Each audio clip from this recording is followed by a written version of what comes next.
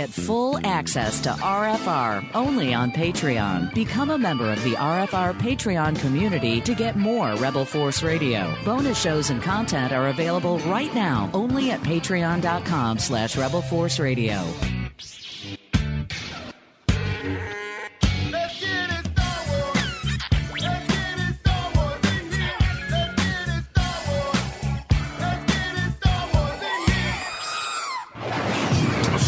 Rebel force has penetrated the shield and landed on Endor.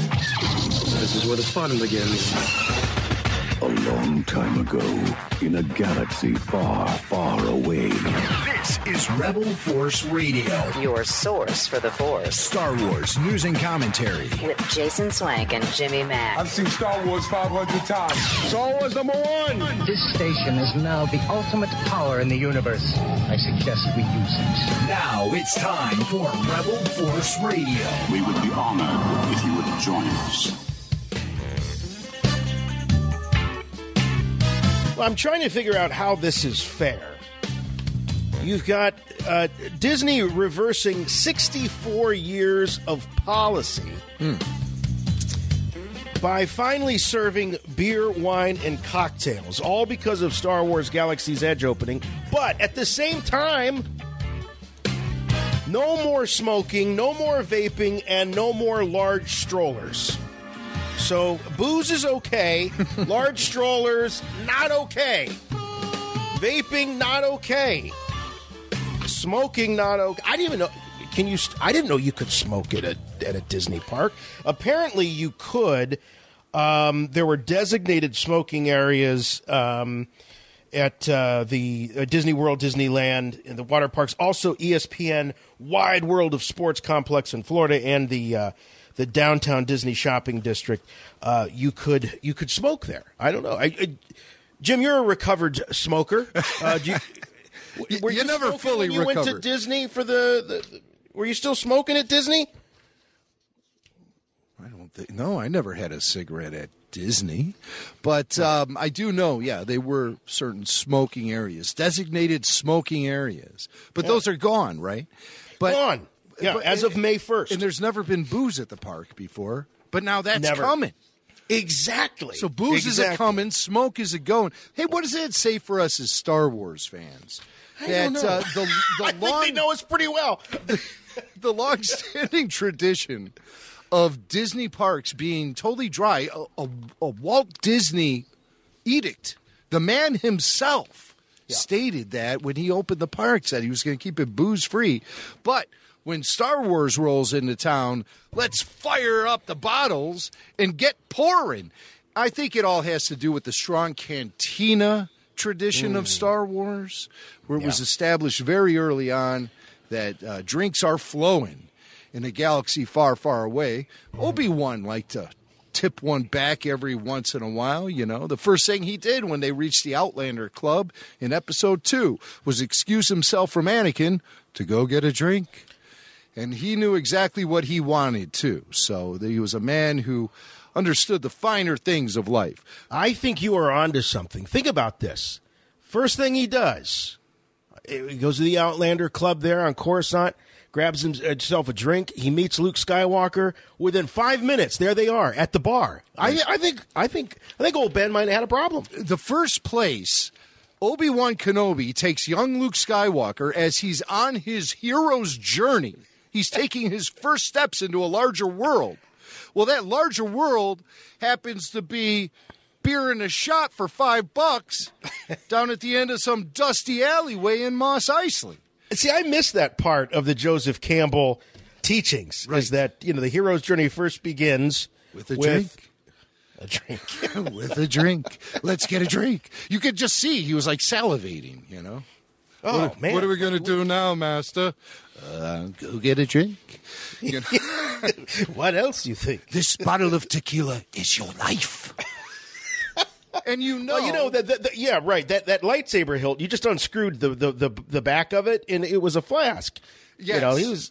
Yeah. And listen, and we all know Obi-Wan Kenobi, Ben, the old hermit living by himself in a hovel in the middle of the desert, wasn't doing it without a case or two of Cabo Wabo at his side. Okay. You know, only a lush would sequester himself in a hut like that in the middle of the desert. I mean, come on, this is not a right-thinking person that does this. And of course, he knew his way around the cantina too. You know, this place can get a little rough. Oh yeah, and he and Chewie go. Was that a hiccup? Pay no attention to that, Luke.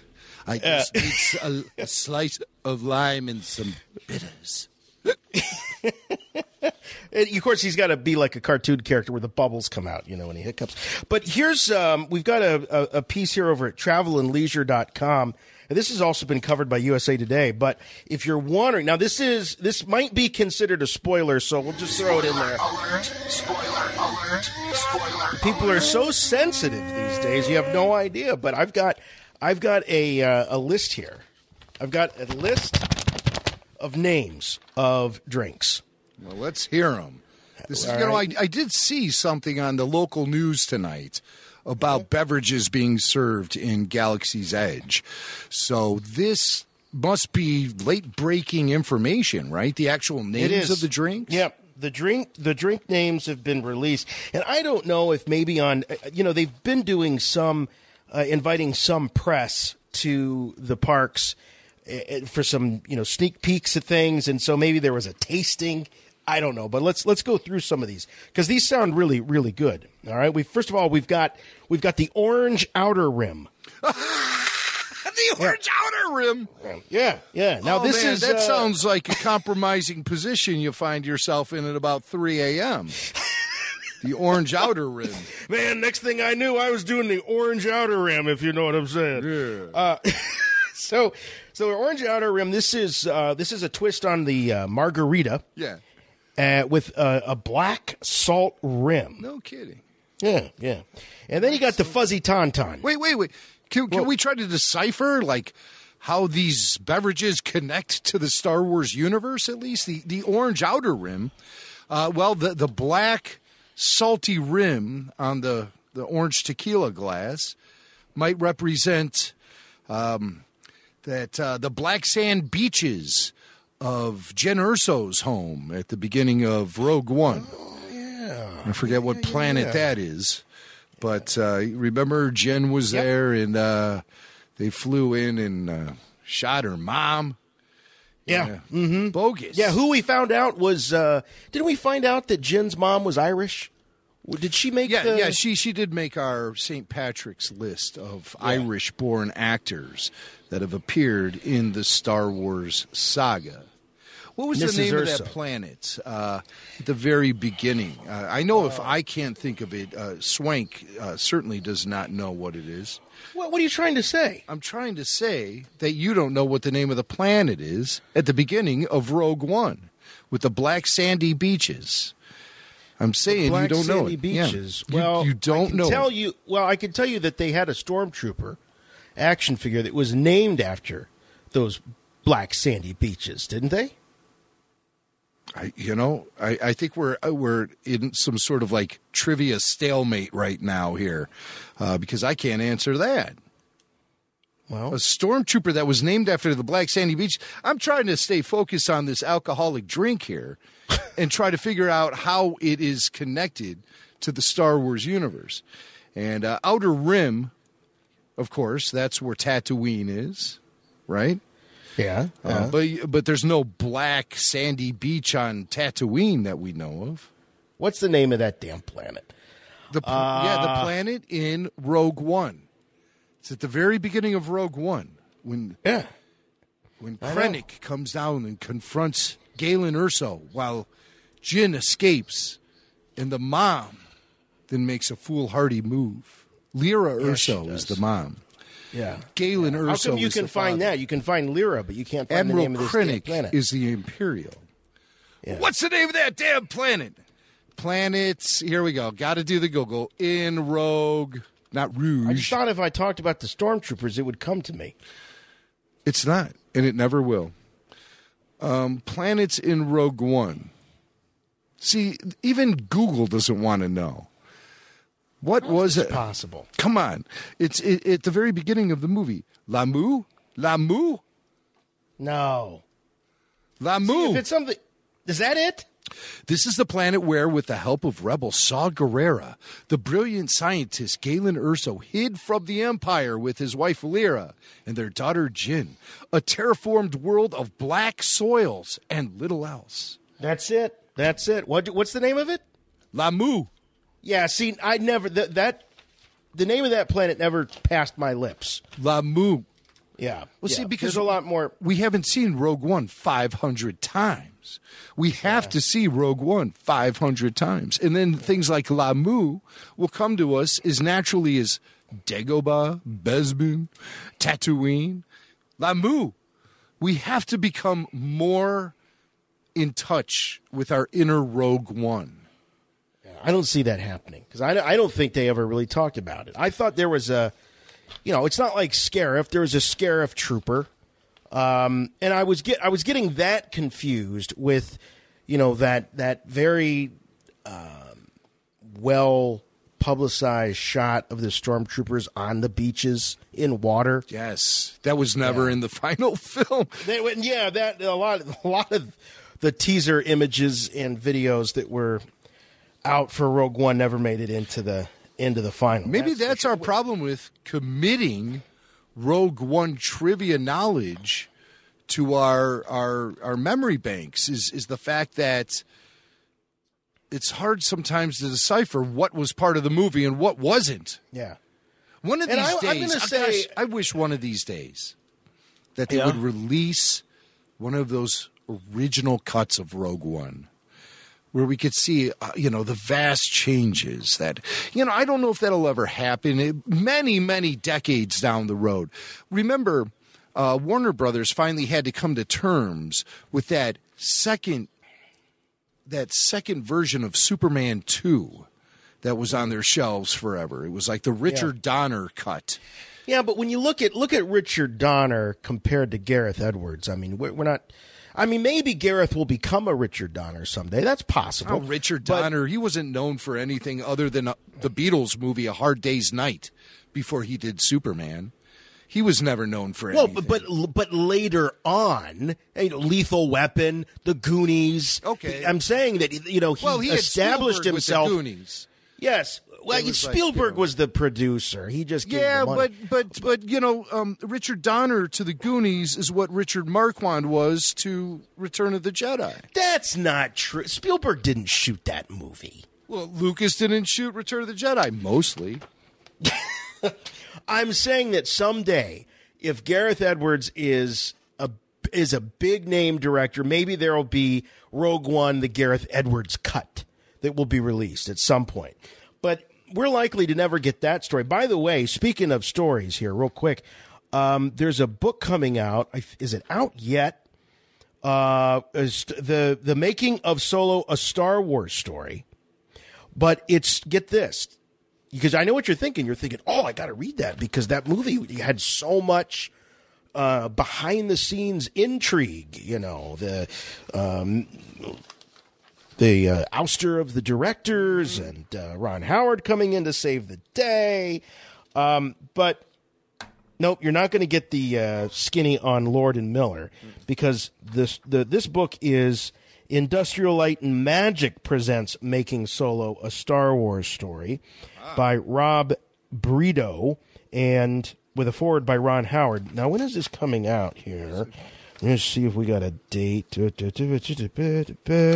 When is it coming out? So the author any relation to Greedo? No, Brito. Oh, Brito. okay. Let's see. Greedo had a brother named Beto. By the book when it hits April 16th. Okay, so not too far from now. Not too long. So you might be able to buy it at will you be able to buy it at Celebration? Or is that the last day? I don't know. Celebration? I you know what? I would say the odds are good that you'd be able to buy a copy of it there at some point over the 5 days. But the focus of the book is not about all of the stuff that went down. It is really about the visual effects, everything that went into making the film from a technical standpoint. And as a matter of fact, Rob Brito was the co-producer of the film. So He was visual effects supervisor and co-producer. So he's really, it's sort of, I don't want to say it's like a journal, but it's sort of a first-person account of how the film was produced, at least from as I say, a technical standpoint. They're already telling people in the press that it's not going to be the, maybe someday the story will be told about Lord and Miller and Ron Howard and all of that. But for now, we're just going to have to make our way through this book. But it looks really cool. If you're a fan of the Solo movie, and you should be, by the way, that is a Star Wars movie that gets better, as we've talked about here on Rebel Force Radio, every time you watch. At least it does for me. Jim said the same thing. Unlike other Star Wars movies, which seem to deteriorate a little bit, but what deteriorates? What are you saying there? What kind of message are you sending there? I'm speaking the truth. Speaking the truth. Well, of course, I'm talking about The Last Jedi. The Last Jedi just continues to, in my mind, deteriorate the more I watch it. Sorry if that bothers some. When was the last time you watched it? I tried watching it over the holidays. So going back to and December. how far did you make it into it? About a half hour. Half hour. About a half hour. I just got distracted. Good stuff happens. I know. Well, no kidding. But then I got distracted, lost interest. The kids weren't interested. But anyway, so that's a book I'd like to pick up. So it's Making Solo: A Star Wars Story. Rob Brito, the co-producer and ILM visual effects supervisor, got a forward in there by Ron Howard. But let's get back to these drinks real quick before we go down more rabbit trails. All right, we talked about the orange outer rim. I mentioned the fuzzy tauntaun. I like that. Fuzzy on the outside. Yeah, right. It will freeze before you reach the first marker, just so you know. So is that what it says on the menu? I hope so. It's topped with yellow foam. It's citrus-based, topped with yellow foam. Yellow. Why yellow? How does yellow make you think of a tauntaun? Because the belly guts were kind of a white. I was afraid you were going to go there. And I did that's go the there. First place you went. Well, I'm thinking, maybe you have to slice the foam, and then the rest of it just pours out. I always thought what did you think as a kid that looked like? I always thought that it looked like packing peanuts. I thought it looked like old macaroni and cheese. Oh, God.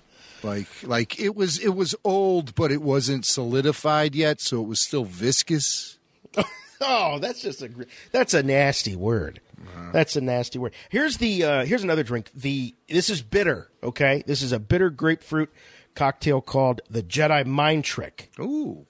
Okay. See, now I think we're playing into more of the intoxifying effects of the beverage than the actual appearance of it. But let's hear what it's described as. The bitter grapefruit Jedi Mind Trick serves up surprises with its sweet turned savory botanical transformation. Transformation. Yeah. Oh, you'll see me transform into something after a couple of those, I'm sure. How about the Yub Nub? Yes! I want a double. Nub. I want a double. I don't care what's in it. Give me a double Yub Nub.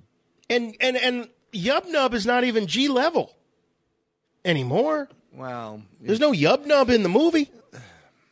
Passion fruit with rum punch. That sounds like a Yub Nub to me. Mm-hmm. That sounds like a Yub Nub. Now, I feel guilty about mentioning the next one because it screams to be said and announced here first by Puppet Lando, but I'm gonna give it my best, okay? All right.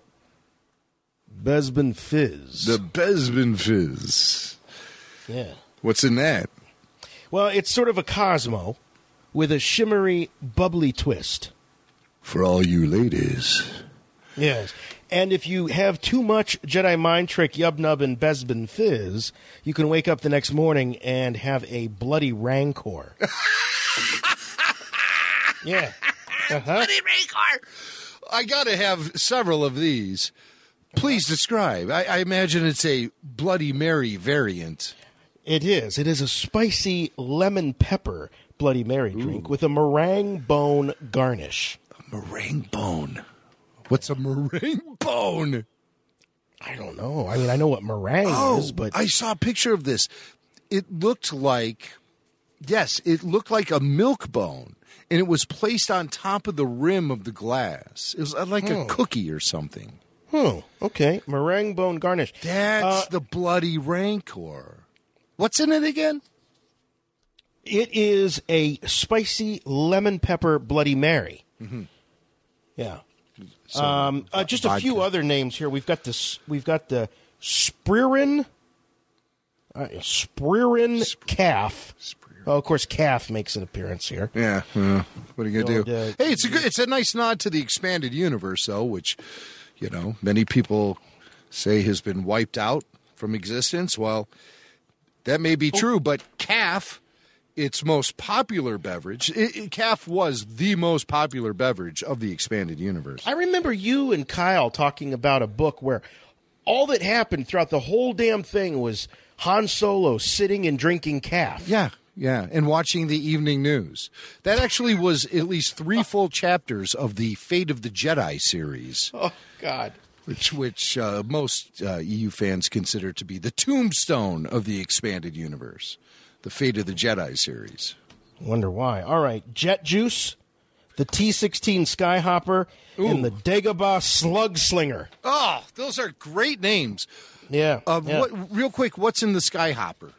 They don't say. They said that more details yet to come. Yeah. So look for information about these drinks, Spreerin Calf, Jet Juice, T-16 Skyhopper, and the Dagobah Slug Slinger. I wonder how long these beverages are actually going to be available at Disney before they realize, oh, my God, Walt was right. What are we doing? I would say about 2.5 hours after Jimmy Mack is there. That's what I would say. That's when they're going to realize it. Oh, my goodness. Hey, by the way, we didn't really introduce ourselves or the show. In case you're wondering, you're listening to Rebel Force Radio. We're a podcast. We talk about Star Wars. And this week's show is for Friday, April 5th, 2019. We're 1 week away from all of the excitement happening in Chicago for Star Wars Celebration Chicago 2019. We'll be there next week. But we've got a jam-packed show for you this week. We've got a few headlines we want to share with you. We've got a Star Wars and pop culture segment. And spoiler alert, we have some rumors regarding the Mandalorian television series and Episode 9. That's all coming up your way. So here's what we're going to do as far as the spoilers are concerned, because we know there is sensitivity, and we respect the sensitivity that others may have. We're going to think of it like the milk in the grocery store. We're putting it in the back because we want you to have to go all the way through the store, past the donuts, past the bread, past the lunch meat, to get to the milk. All right? So we're going to put that at the end. So if you are sensitive to those types of spoilers, we won't throw them out here in the meat of the show. Right. Those will be towards the end. But first, I understand we have a new Rebel Force Radio jingle. I didn't even know we had an old Rebel Force Radio jingle, but we have a new What are you talking Rebel about? Force Radio jingle. We have lots of Rebel Force Radio jingles. I mean, think of all the great jingles over the years. Din in the Souls, for example. They did a great jingle for us that we play all the time. And, of course, our friend Jamie Douglas and his band, the Power Goats, another Canadian band. They have sent us jingles over the years. We've gotten several jingles from many talented musicians who listen to Rebel Force Radio and love Star Wars. And one of them is a guy named Jeff Ulisny. And Jeff has provided us with prior RFR jingles. The last one he did was a music parody of the song Mexican Radio. I'm on a Rebel Force Radio. Remember that? Oh, I do remember that. That was Jeff Ulisny. We do have jingles. What am I saying? We got lots of jingles in the strong tradition of radio. you know? I mean, who hasn't heard a great morning radio show over the years that hasn't had custom-made jingles? Most of those great jingles you hear on the radio come from the listeners themselves, and that's the same way it is here on Rebel Force Radio. So Jeff Ulisny, he says he can't stop. He just can't stop. He has the creative bug, and he is going to respond to it. And he had the idea for another Rebel Force Radio parody song. This time it is a take on the Ramones, Do You Remember Rock and Roll Radio? And Jeff tooled around with that idea. And even if you're vaguely familiar with the Ramones, you'll recognize the rhythm and the riff in this parody song here that's dedicated to all Rebel Force Radio listeners. It's the latest RFR jingle. Do you remember Rebel Force Radio? A take on the classic Ramones song here, making its world debut.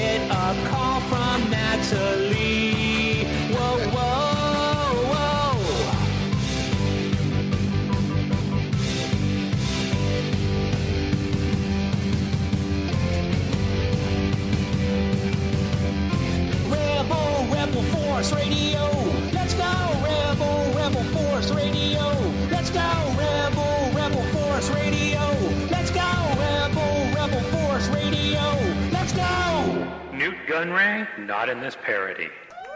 Oh, man, that is fantastic. Brilliant. Wow. Absolutely brilliant.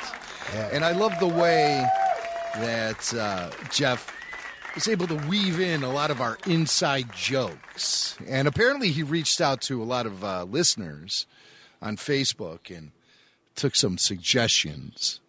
So that's why you heard mention of things like, where's Kitster and my sister? And she still doesn't know. She still doesn't know. And she has no idea that she's become a meme on this show. No, she doesn't. She doesn't. Yeah. I'm absolutely terrified at that moment when she learns.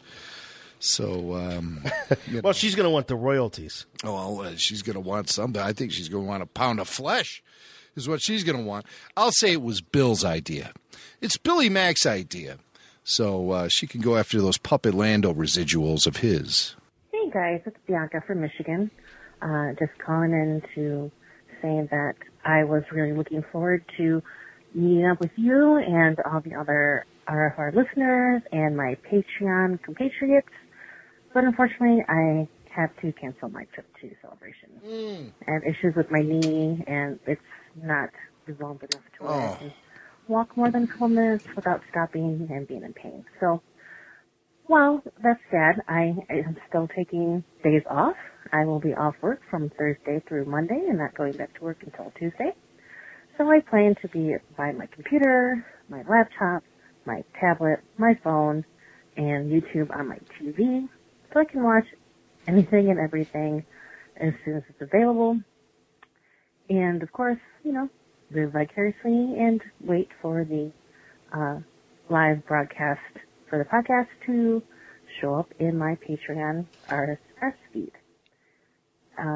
That's about it, and I'm anxiously awaiting, like everyone else, Friday morning when the episode 9 panel kicks off.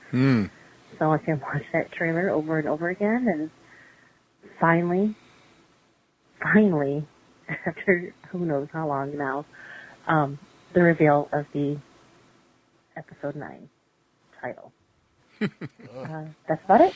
Just wanted to chime in with a little update, and hope everybody has a blast at Celebration, and hopefully, the next one will be somewhat closer to Michigan. If not, I'll just save up more pennies and, meet everybody else where the next one is stateside.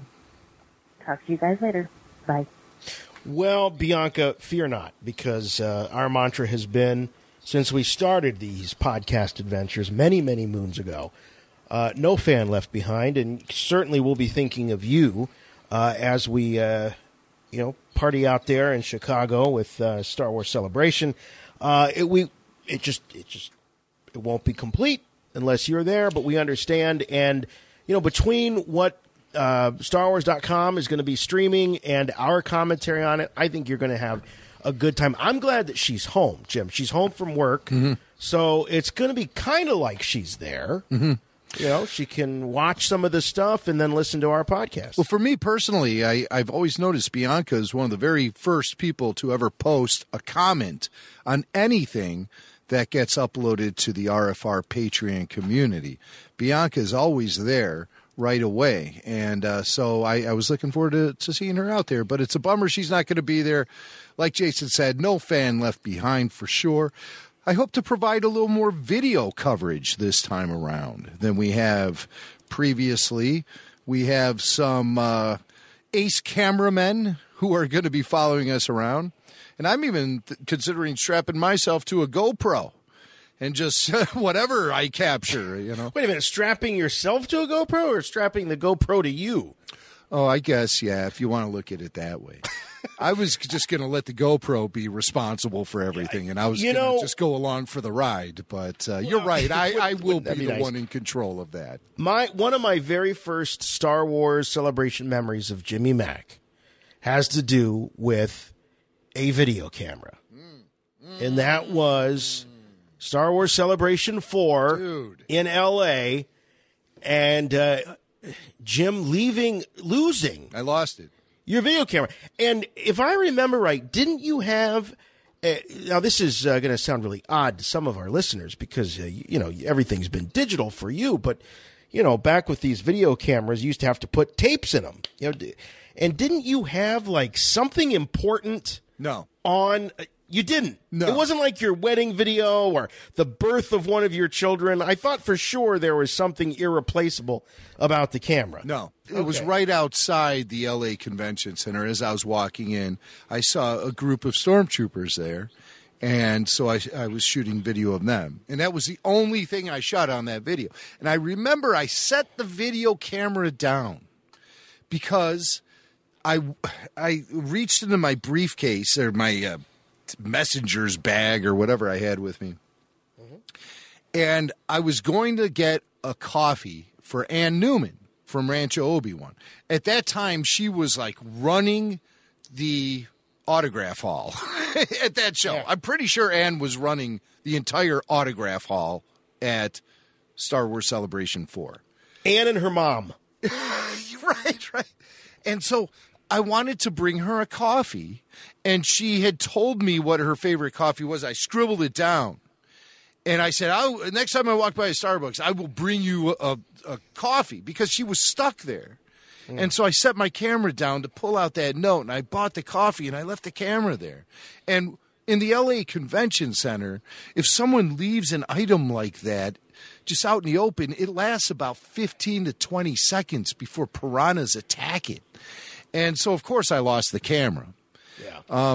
And we went back for it and everything. And so I just... It never did turn up, right? No. And we checked with security and everything. So that is a good tip to everyone.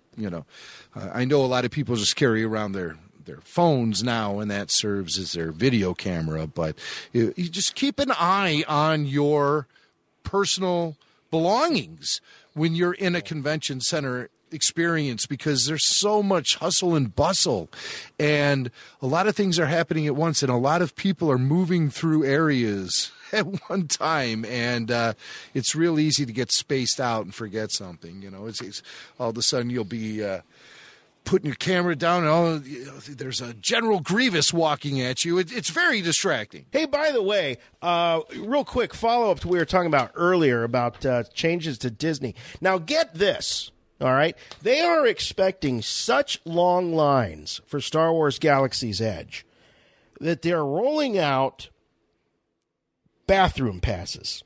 Now, immediately, I start thinking about junior high shop class when you had to get the pass to go to the bathroom. It was a little key on a ginormous block of wood, So here's what we've got. We've got Disneyland and Disney World. They're expecting these big, long lines, and they have a few solutions to make the experience more enjoyable instead of just saying, "May the Force be with you." Oh, that's very clever.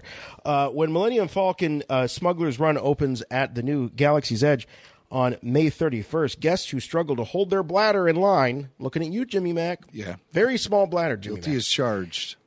They can ask for a bathroom pass, which will allow them to use the restroom and not lose their spot. Yeah.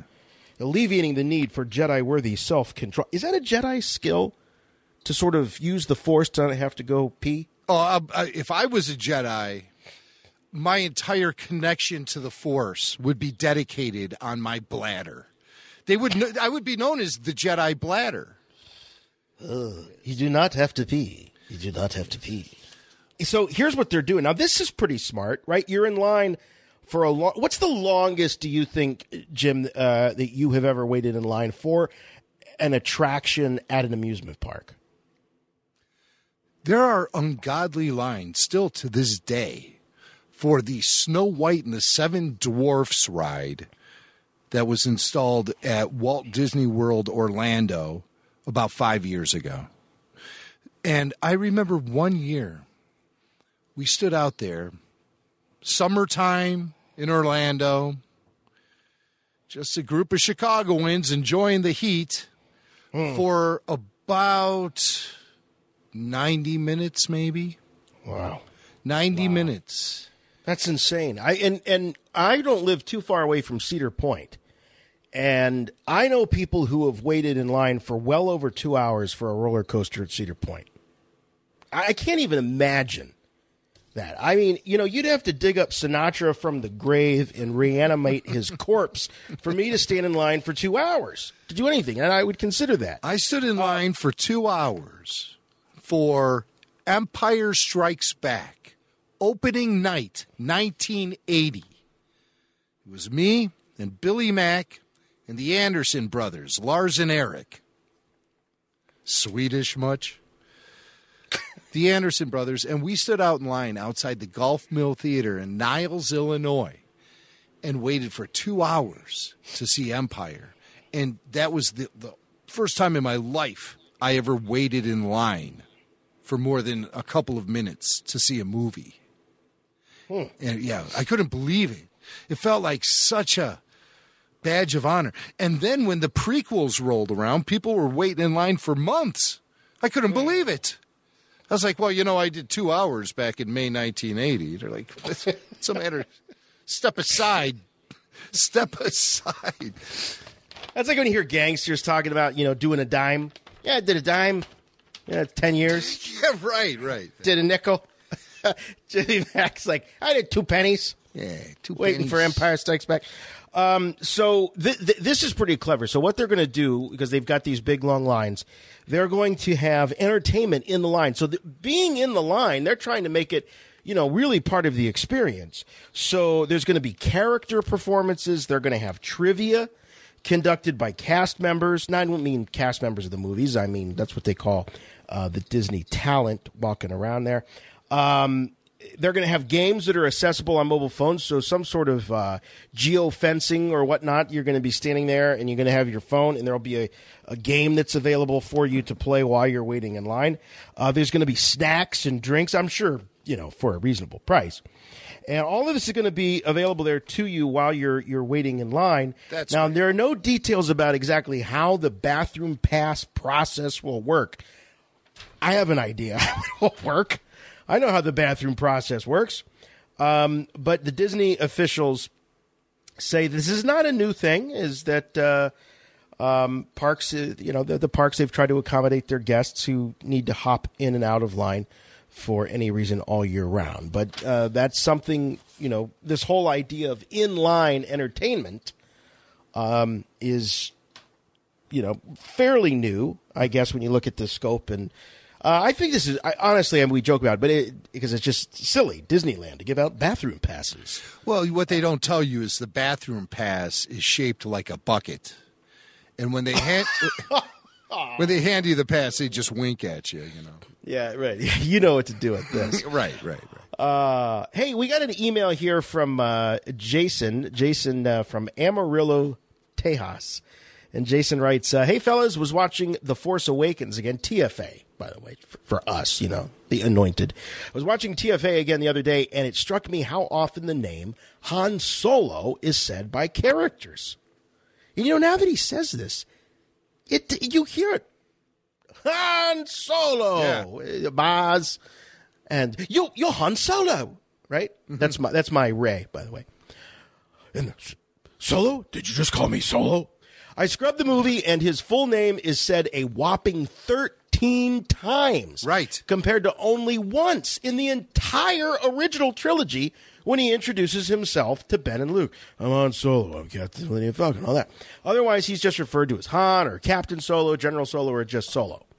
So he says, I thought it was an interesting choice for JJ and Kasdan to make, as if we wouldn't know his name without it being shouted at us the whole time. Yeah. So he actually provided, did he create this montage for us? Yes. Oh, man.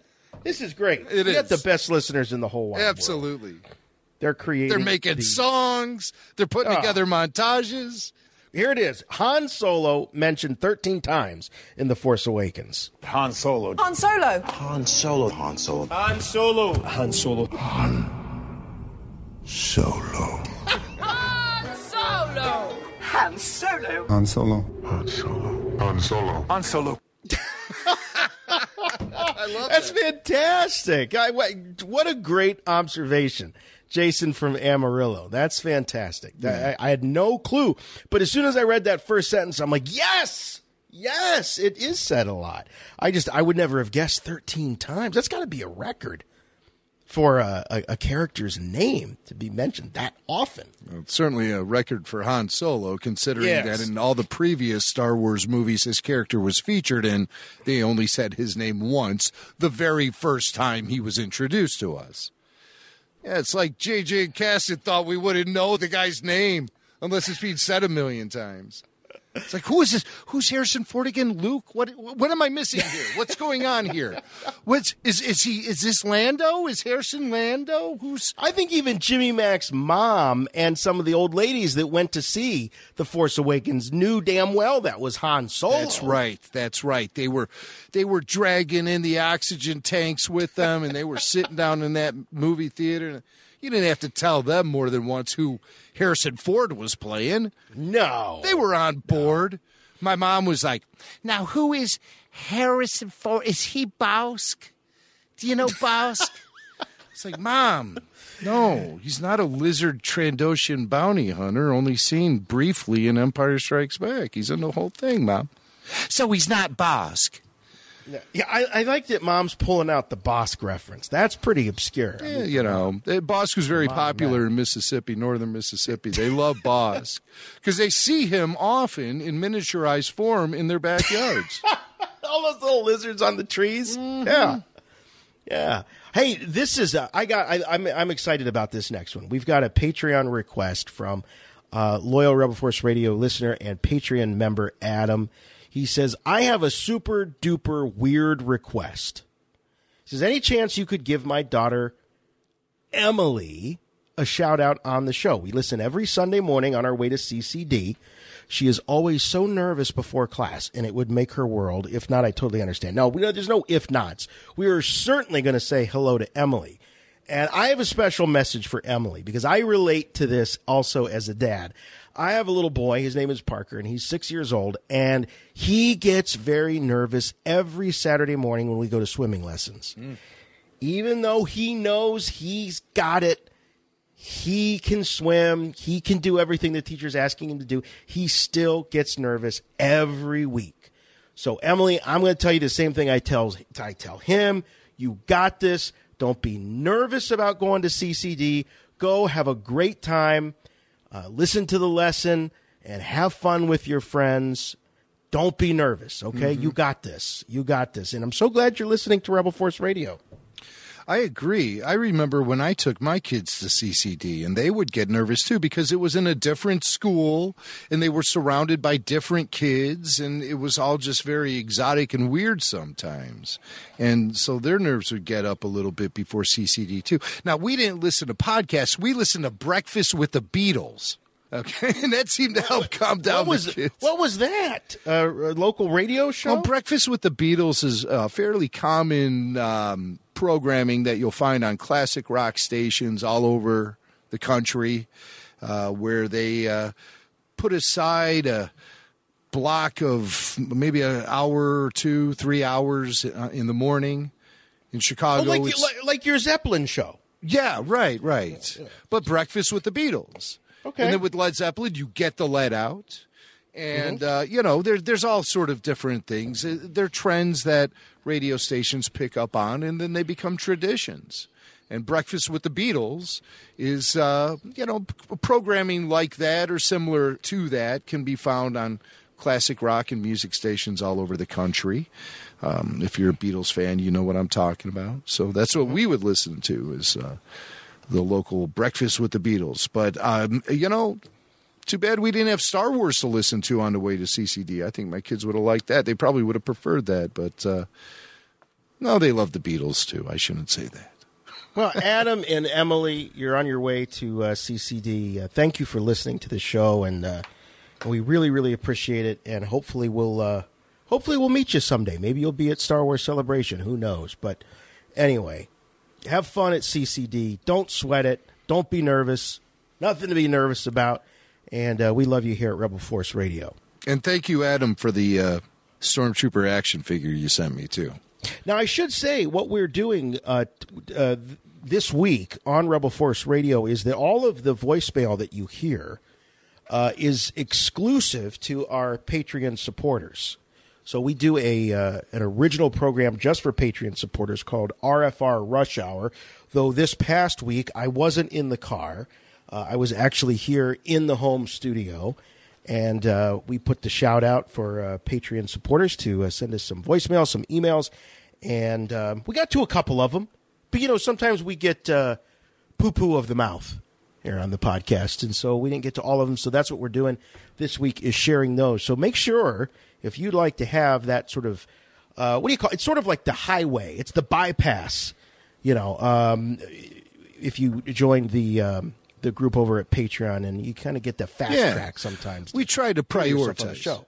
Get full access to RFR only on Patreon. Become a member of the RFR Patreon community to get more Rebel Force Radio. Bonus shows and content are available right now only at patreon.com/Rebel Force Radio. Exclusive programming like RFR Rush Hour. Join Jimmy and Jason on the ride home. RFR Rewind. Look back at some of the show's greatest moments. RFR Q&A, featuring you as the show host, moderating the conversation for at least a full half hour. Plus, get full stereo high-fidelity episodes of the latest RFR, early access to RFR events, ringtones, exclusive updates, giveaways, and more. Become a member of the RFR Patreon community to get it all, and your contributions will help keep RFR alive for years to come. It all happens at patreon.com/Rebel Force Radio. Don't wait. Visit Patreon today to get all access to RFR. Patreon.com/Rebel Force Radio. I have good news for you, my lord. That's good news. Come closer, I have good news. All right, we got a few headlines we're going to share with you and some audio sound bites. Samuel L. Jackson on 60 Minutes. Was this a profile piece on Sam the actor? Or what was going on here? I mean, he's got the Avengers movie coming out. Right. Is that what this is about? I didn't see the bulk of the interview, but there's a 60 Minutes extra that they throw out there on YouTube, and they make video clips available that might have not made it to the broadcast itself. Mm-hmm. So lengthy interview with Sam Jackson revealed some Star Wars conversation, and you can catch it all on YouTube, on 60 Minutes on YouTube. Samuel Jackson, but he talked about why he wanted to be in Star Wars in the first place. Why, Sam? I just remember going to that movie opening day in New York City. And, everybody's sitting in there, everybody's smoking weed. And then all of a sudden it comes on. And then all of a sudden it's a ship. And then it goes into hyperspace. And we're like, oh, wow. And it's crazy. And then they're in this intergalactic bar. And it's all these different kinds of things that you've never seen before. People hanging out and big things, little things, furry things, one-eyed things, five-eyed things. It was like, oh, this is okay. This is the kind of movie I want to be in. Yeah. So over the years, after watching the Ewoks and all this other stuff, the opportunity presented itself. I said, George Lucas, and it happened. Wish fulfillment. Yeah. And don't forget. And, everybody's sitting in there, everybody's smoking weed. More on this later. I think he went on to talk about exactly how he got the role. Here's another clip. I got a call from George's company saying, George, here's you want to be in Star Wars. He'd like to meet you. They sent a car. I go to the ranch, talk to George, and he's like, what is it you like to do in Star Wars? I said, I don't care, man. I can be a stormtrooper. You can put a white helmet on me. I just want to run across screen and say I was in Star Wars. And he's like, we'll find something. Don't worry. And then I got a call later that summer going, okay, George is ready for you to come and, work in Star Wars. So I haven't seen the script. I said, don't worry. Just come to London. So I get to London. And I go into a dressing room, and I thought it was somebody else's dressing room because there was like a Jedi robe and some boots and all this stuff in there. Then the fitter comes in and says, okay, those are yours. Try those on. I'm like, oh, I'm a Jedi? Right. And they were like, yeah. So I tried on my Jedi costume. I'm like, oh, my God, this is crazy. I go down, and then this guy comes over. It's time to shoot, and I got my robes on. And he opens the halberd and says, okay, choose your lightsaber handle. And it's like, oh, my God. Oh, my God. So I was gone at that point. That one. Hanging on my belt. I'm a Jedi, and I'm in. I said, okay, now I got to figure out how not to get killed so I can be in the next movie. Did you manage to do that? I did. I managed to make it through 3. Well, he did it pretty well. Hey, I've got, speaking of Mace Windu, here's a story. This ran on, where was this? This is, I got a source for this. This is 10 actors almost cast in Star Wars prequels. I don't have a source on this. I'll pull it up here in a minute. But I was struck by this. Jim, you see if you think the Force is with this one or if this is Poodoo. Did you know that Tupac Shakur was once considered, according to this article, for the role of Mace Windu?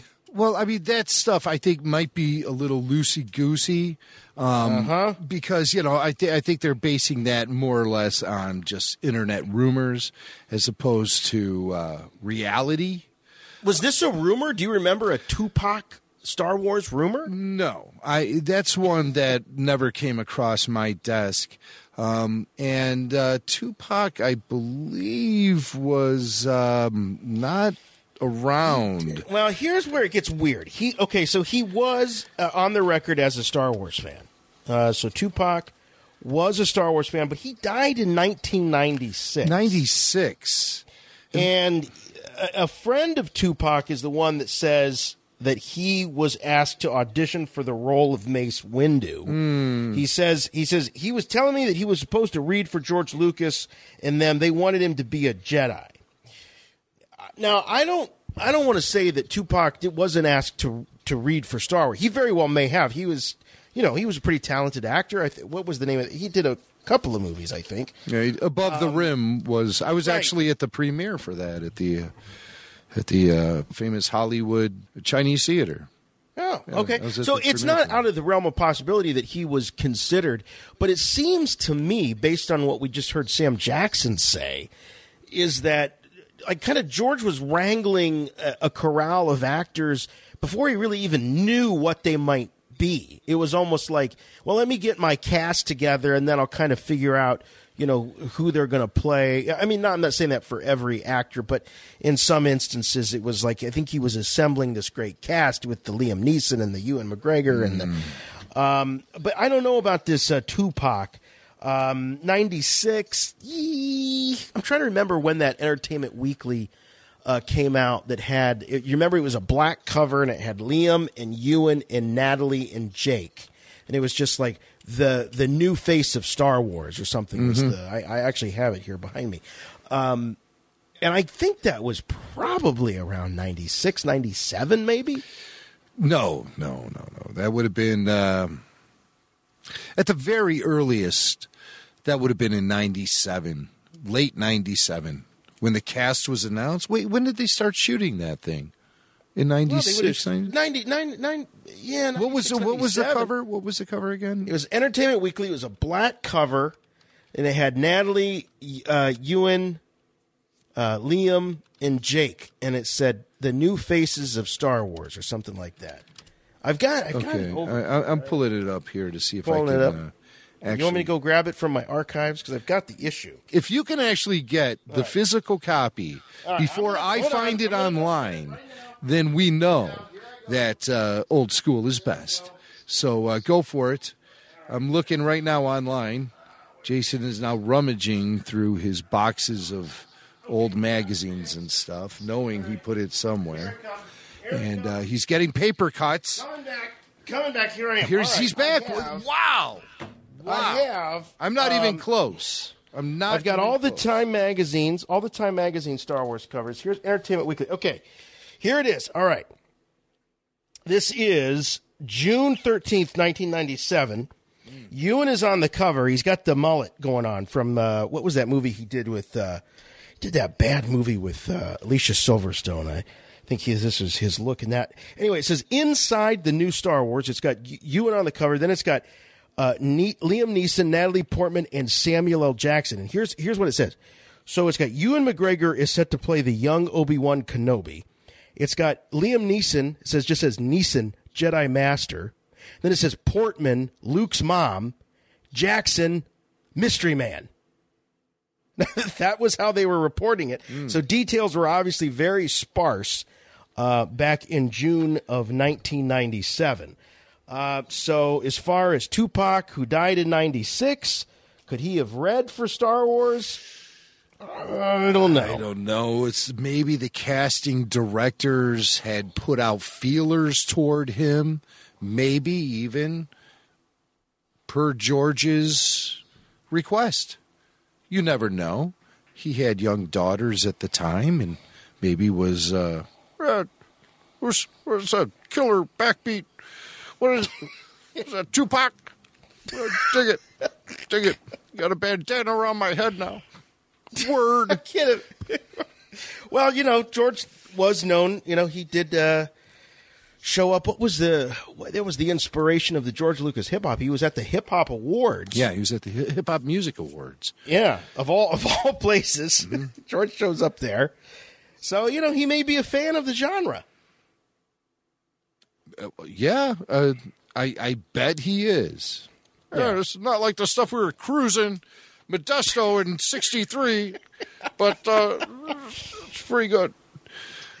Pretty good. Oh, all right. Getting back to Samuel L. Jackson here. Here he's talking about the purple lightsaber. Why a purple lightsaber? It was Samuel L. Jackson and Mace Windu's character that broke the rule of there only being green, blue, and red lightsabers. So I'm looking at the scene and I'm reading them and I'm like, I need a way to find myself in this fight. So I go to George and say, can I have a purple lightsaber? And he goes, why? I'm the second most powerful Jedi in the universe. I mean, you got Yoda. I'd like a distinct lightsaber. Let me think about it. And I came back to do reshoots, and he's like, I don't know if I'm going to let you keep it or not, but he punched it up, and there I was with a purple lightsaber. Like, oh, my God. It's like, don't get attached to it. We can still change it. Yeah, exactly, any old time. But he let me keep it, and it stayed in, the lightsaber stayed in the picture. And the rest is history. The only purple lightsaber in the Star Wars universe. Now, of course, everyone knows that blue and red make purple. So I like to think that there was a blue kyber crystal with whatever that synthetic crystal that they use to make.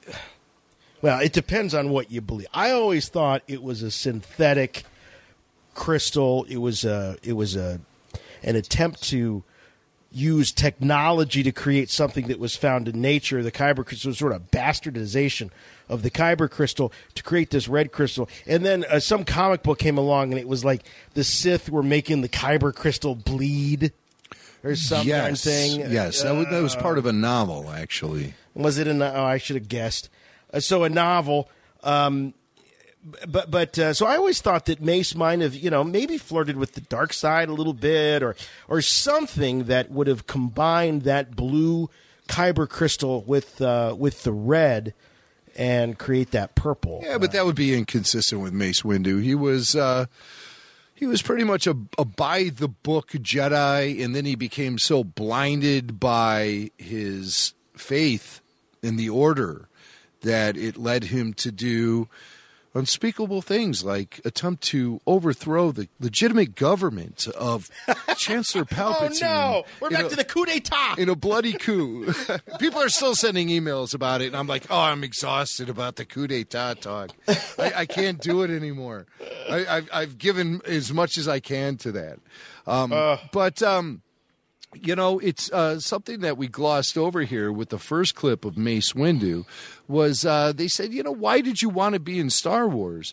And Mace, I should say Samuel L. Jackson said, well, we were there, that first day when it opened and we were all smoking weed. So I thought I would dig up, go into my archives and find Samuel L. Jackson's original review. This is recorded moments after, yes, Jason, moments after he left his first screening of Star Wars in 1977.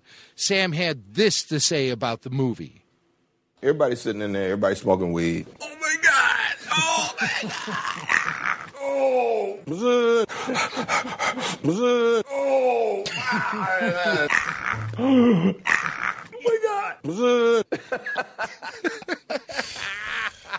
that is a Rebel Force Radio exclusive right there. Archival audio captured of Samuel L. Jackson. This is just moments after seeing Episode 4 in theaters. Incredible. Hey, getting back to this article real quick, I'll just another one that was thrown out about actors almost cast in Star Wars prequels is Benicio del Toro. Yes. This one rings a distant bell. Do you remember rumors that Benicio was perhaps going to play Darth Maul? No. Yeah. No. That's what they're saying. No. That's what they're saying. Well, I do know for a fact that Ray Park was hired to do the stunts for Darth Maul. But he just embodied the character so well that they decided that they would just go with him as the character. Not according to this. This says that Benicio del Toro was originally cast as Darth Maul, but he backed out after George Lucas trimmed the role and cut many of the character's lines. He would, of course, later go on to join the Star Wars universe as DJ in The Last Jedi. So there you go. At last we will reveal ourselves to the Jedi. At last we will have revenge. All right, before we get into our rumors, we do want to make sure we have time to cover all the exciting possible details about The Mandalorian and Episode 9. Mark Hamill, he did have some career news. He was teasing it, saying that he had a big announcement. And, of course, I think a lot of us hoped maybe it was going to be Star Wars related. It wasn't. Turns out that Mark Hamill is going to voice the character of Chucky, the killer doll. Why are you telegraphing it? What do you mean I'm going to tell it? Well, I don't know what the clip says. Mark announced his next project via video at WonderCon Anaheim last weekend. All right, fine. Here it is. Hello, WonderCon. It's Mark Hamill here. And if you're wondering who's going to voice Chucky in the new Child's Play, you're looking at him. I can't wait to bring such an iconic character to life and present him in a way you've never seen him before. Child's Play this summer. We're going to have some fun. And remember, he's more than just a toy. He's your best friend. Yeah, is there anybody better? Is there anybody better to do that creepy?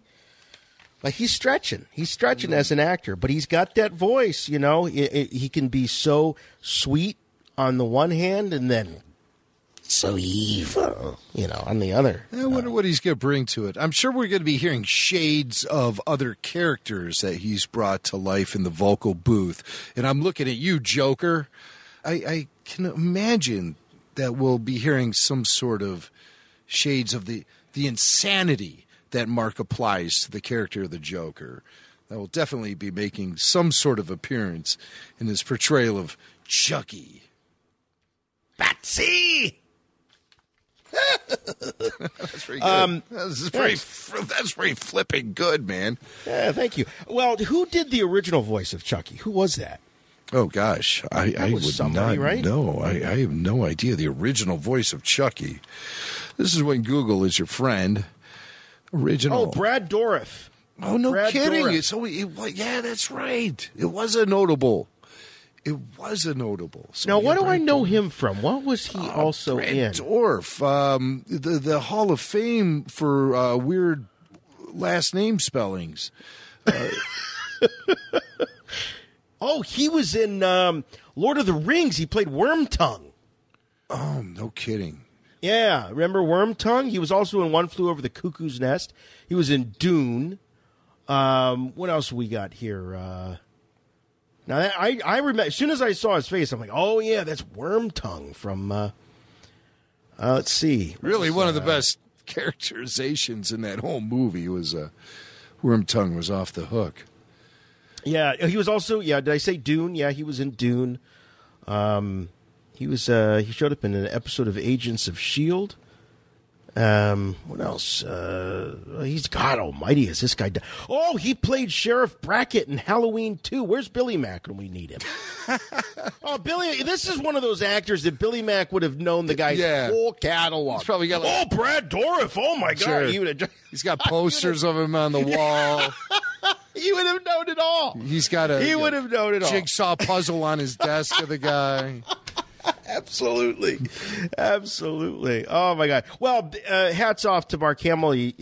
Jim, I'm going to say, I think he's going to surprise you. I think he's going to show more restraint. I don't think it's going to be off the hook Joker Mark. I think it's going to be something a little bit more akin to his normal voice. Because Chucky wasn't like... I only saw the first one. I didn't see, once he married a doll. Who was that? What was that? The Bride of Chucky. Yes. Who was that? Was that Britney Spears? No.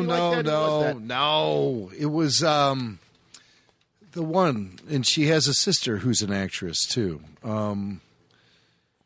Yes, really. You remember? Yeah. You're asking a lot of trivial questions tonight, Swank. I am. I know. I shouldn't do that. What's her name? She was in that Bride movie. of Chucky. Tilly. Meg Tilly. Meg Tilly. Right. Yeah, Meg Tilly. No, it was Jennifer Tilly. Jennifer Tilly. Bride of Chucky. Is there a Meg Tilly? Is that yes? That's her sister. Okay. That's why I said the sister. All right. It's the best you could get out of me tonight. All right. Do we have time for pop culture? Yes. We do pop culture. Yes. So we've got lots of other stuff to talk about, but let's hit this pop culture because I have not seen this show yet, and I'm looking forward to it. Rebel Force Radio. We've already made that Star Wars reference. Your source for the Force. Star Wars parody. I'm actually a pretty big Goldberg's fan, but I have not watched Schooled. This is the spinoff that sort of attempts to do what... You remember when That 70s Show spun off into That 80s Show? Yeah, unfortunately I do. Yeah, it wasn't so good. But apparently Goldberg's, which is an 80s show, is spinning off into Schooled, which is a 90s show. Right. And I haven't seen it yet. Is it any good? Well, the one thing they are doing, unlike the 70s show and the 80s show, is they are actually transferring some of the characters into this new series along with a lot of similar vibe that you get from Goldberg's. It does distinctly feel related to the Goldbergs. And that makes sense since it's being brought to us by Adam Goldberg, the mind behind the Goldbergs. Now, is the character of Adam in Schooled? I don't think so. I only saw this one episode that aired a couple weeks ago, Darth Mellor. And Darth Mellor is the coach, Coach Mellor from the Goldbergs. He's one of those characters that is now moved over to Schooled. And so he has a much bigger role in this show than he did in the Goldbergs. And he's more of a prevalent presence throughout the episodes, at least according to this one that I saw, Darth Mellor. And Darth Mellor was great because it was a tribute to the Phantom Menace. Essentially, one of the biggest, one of the biggest events of the '90s. Sure, 1999. Definitely, the prequel era is probably more connected with the early 2000s, but 1999 capped off that crazy decade of the 90s with the return of Star Wars, and so they pay tribute to that in School. The head of school, whatever I've never heard of a position, head of school. But that's played by the character's name is John Glasscott. And so head of school John Glasscott is a big Star Wars fan, and he has this club, a Star Wars club at the school, and he meets with his Jedi club, and they're getting pumped up for the release of Episode 1. It's like the Goldbergs, you know how it's 1990 something. You know, I was gonna say, they play loosey goosey with the years, right? Yeah. So it's just these moments that are significant to the decade itself, and so here is Mr. Glasscott holding his Jedi Club meeting, getting the students all pumped up for the big premiere of Episode 1. It's here. After 16 agonizing years, George Lucas will once again bestow his genius upon us. God only knows the things in store he has planned. I heard Jackie Chan is gonna play Boba Fett. I heard Chewbacca talks in English. I heard the Ewoks grow into the Wookiees. Guys, I don't want to hang too much on a single motion picture, but when this club goes to opening night, it will be the most transformative experience of our collective lives. Screw my bar mitzvah. Tonight, I become a man. Let's go, people. To Jedi Academy. Yeah! There they go. Now, Adam Goldberg was I believe, wasn't he one of the co-writers of Fanboys? Yes, absolutely so he was. He's not new to this whole Phantom Menace hype game. Yeah. Absolutely not. Absolutely not. He definitely has a distinct connection with members of the Phantom Menace generation, which we are proudly members of. So you got this club. They're all going to see the movie. So, yeah, they're all pumped up for it. So they get into the gym, and they start working on their lightsaber moves and whatnot. And then Coach Mellor, Darth Mellor, comes in and busts up everyone's fun. Attention non-athletes, time to take your glowing wizard wands and scoot. Okay, they're lightsabers, and we signed up the gym for Star Wars Club. And as fun as make 'em up pretend time looks, my actual athletes need the space, so I'm afraid you got to clear out. Cut me some slack, all right? We're gearing up for Star Wars. Star Wars, is that the one with the pointy-eared know-it-all, the bowl cut? No, that's Spock from Star Trek. This is Star Wars. Is that the one where the little guy pops out of the big guy's chest? That's Alien. Is the one with E.T.? No, that's E.T. It's in the title. I like E.T. He gets drunk and puts on a wig. It's about a group of ragtag underdogs that stand up to the Empire, and just like those underdogs, we will not be thrown... Okay, wow. Your team's carrying out my club like ragdolls. Clear him out, boys. He gets drunk and puts on a wig. Coach likes that. Need a quick favor. No, I'm done helping you. Wait, is this because I took the gym away from your Star Battle boys? Yes, and just so you know, everybody is on my side about that because Star Wars is literally the most popular thing out of anything ever. With who? Everybody. Coop. Huh? You excited about the new Star Wars movie? Oh, hells yeah. I heard they're going to make Samuel L. Jackson a Jedi. He's going to be like, these are not you are looking for. But my point is made. Everybody loves Star Wars. So see, everyone loves Star Wars. Oh, bask right now in this incredible time travel back to where everything was possible. Mm-hmm. Everything was possible leading up to Phantom Menace. I mean, they're really capturing it, right? This is what we were all thinking.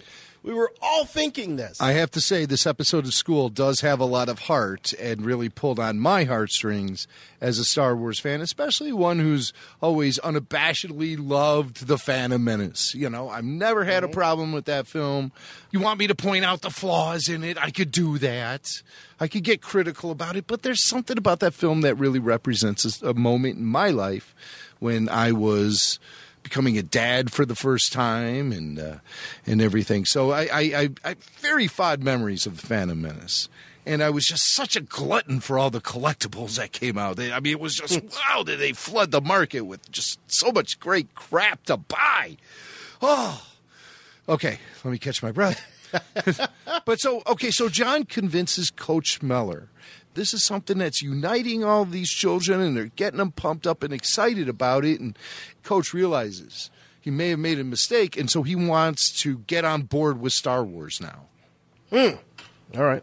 Obviously, I was wrong about your Space Wars, so it's time for you to coach. Well, you could come to the premiere with us, sit back, and let the Phantom Menace show you how awesome Star Wars can be. Uh-huh. What happens when I'm not into it? Look, I am so certain that this movie will change your life that if it isn't transcendent on every level, I will publicly announce that Star Wars is just a film and not a way of life. Wow, I was just hoping you'd pay me back for my ticket. So he gets Coach on board, and they see the film, and the film is over, and they're all exiting the theater, and Coach turns into that guy. We all remember 1999. Mm-hmm. After we left the theater. Oh, and I still have a few more things to say about that guy. Because that guy, I'm not done with that guy. But it was 1999, and I remember floating out of that movie theater. I couldn't even feel the world around me. as I drifted back to the parking garage where my car was parked. And then the next morning, I went to work and was encountered by that guy. Yes, that guy from 1999. We all met him in May. And Coach is that guy. That was the best thing ever. Yes. I know. So cool. That's fine. Pod racing, that was the best scene in any Star Wars movie. For sure. Epic. Pod racing. Felt a little long. Darth Maul with his devil face and the double-sided lightsaber. So dope. Badass. Better than Vader. Had like one line. I'm sorry, you're mumbling a bunch of stuff. Do you have some kind of a problem? Did you not love the movie? I don't know. The whole thing was about a trade blockade and Senate votes. Oh, kind of true. I was confused. But still, this is Star Wars with Yoda and lightsabers and the Force. Genius. So awesome. So cool. Yeah, about that. You said the Force was some unexplainable mystical power. But, you know, the movie said you can take a blood test to see if you got it. He's right. Not great. I was confused. Forget about the upsetting midichlorians, all right? This movie had everything. I mean, even Anakin Skywalker, the kid saved the day. Did he? Because if you think about it, he accidentally fell into a spaceship, then accidentally flew into the bad guy's headquarters, and then accidentally blew them all up. He's right. Oh, man. I feel sad. You just don't get the movie because you haven't seen any of the other ones. But I thought you said this one happens before the other ones. This is Star Wars, bro. This is not about one movie. This is about the fandom and the family and the Force. That guy. Who's Okay, that guy? I remember You know that guy. I know that guy. So the kids... I worked with that because I saw the movie. I was working at a movie theater in Columbus while I was in college, and that guy, I worked with that guy. Oh, that guy. He was the first that guy. whole summer. When you left the Phantom Menace, and you were actually like me, and you enjoyed the damn thing, you ran into that guy who told you all the things that you shouldn't like about it. Yeah. And I just wanted to go home back to my apartment there at Ohio State and play with my toys. Oh, it's I like, bought the toys, God, I spent weeks before. $700 on this movie. You're going to tell me it sucks? I think it's awesome, no matter what you say. No matter what you say. Look at all these action figures I have. Here's the action-packed Chancellor Valorum, for instance, who kicks ass. Rick Holy. Here's somebody who sees a lot of action. Rick Holy. Gray did it. Wendy's like, his name isn't Oli, it's Olier. I'm like, he didn't go to French class. He's Oli. Rick Holy. Yeah, Rick Holy. So the kids leave the movie theater completely deflated, with being smacked in the face by reality, served up by Darth Mellor, Coach Mellor. John's bummed about it, and so he has his taste of revenge. Coach Mellor loves baseball, America's pastime, baseball. So John goes in his office, says, oh, yeah, baseball's great. What's with all the crotch grabbing that goes on during the game? They're doing it all the time. He's like, yeah, I guess they are. He's like, and I could go out and pick up a pizza and drive home between pitches. Where's the action? It's so slow. It's like, this is baseball's pastime. Don't you dare say anything about it. And so, he kind of did a little reverse psychology on him and made him realize that your passions don't always have to come from a place of perfection and expectations, You can just love something just to love it. And so John talks about the importance of, those moments we were talking about when you left the movie and you liked it and nobody was there to tell you that it sucked. So you continued to like it and you had that passion. So John runs into his buddy at the faculty lounge again, and they have a moment. Well, come on, Star Wars, let's hear it. Right? Am I right? Sweet God. You haven't discussed this movie with anyone yet, have you? No, I've been waiting all weekend to talk to you. You listen to me. Right now you're living in the glow, and I never want that to end for you. What was wrong with the movie? It was great. R2-D2, the double lightsaber. Now that I think about it, though, I really didn't love the Trade Federation stuff. Don't think. Just live in the glow, where Star Wars is everything. Don't think. don't think. I got some more Trade Federation coming up, too, via Conan O'Brien in the second half of Star Wars and pop culture. But let's wrap up the Goldbergs with a nice, tight little bow, because Coach and John make up. Coach Mellor realizes that, I think, I don't have to explain it to you. It's all in the audio bite here. I thought what you did the other day for those kids was amazing. Look, Star Wars is your baseball, and it wasn't my place to take away something that makes so many people happy, especially from those kids. Well, baseball makes a lot of people happy, too. So, as a thank you, I got you this. I remember how over the moon you were when the Phillies won the pennant. I had awful seats, and it didn't even matter. It was the best game I ever saw. Right. Well, that's a autographed Lenny Dykstra ball from that game.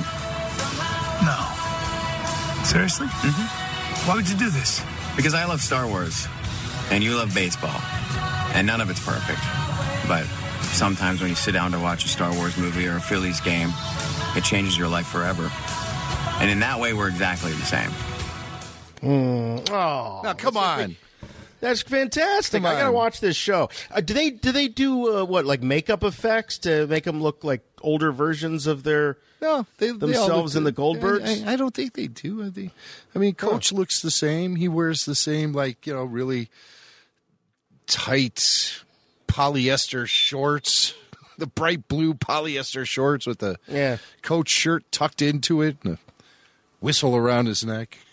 But no, he looks the same to me. I don't know. Maybe they do. I only saw the one episode. But I really like the message there at the end, it says, it doesn't have to be perfect. But if you love it, that's all that really matters. And so that really means a lot to me to hear that from Goldbergs and, listen to this. And the whole live in the glow thing. It's like, wow, that's how I felt after I watched The Last Jedi before I woke up the next morning and looked at Facebook. I couldn't believe it. I still can't believe it. But no, I kind of, whatever. So that's the Goldbergs. That's a lot of fun. Conan O'Brien, real quick. Yes. We have to do this because I think let's do it. I think you'll love this audio. This was suggested to us by loyal listener Rick Harris from Ohio. The lovely state of... Are you familiar with the state of Ohio, Jason?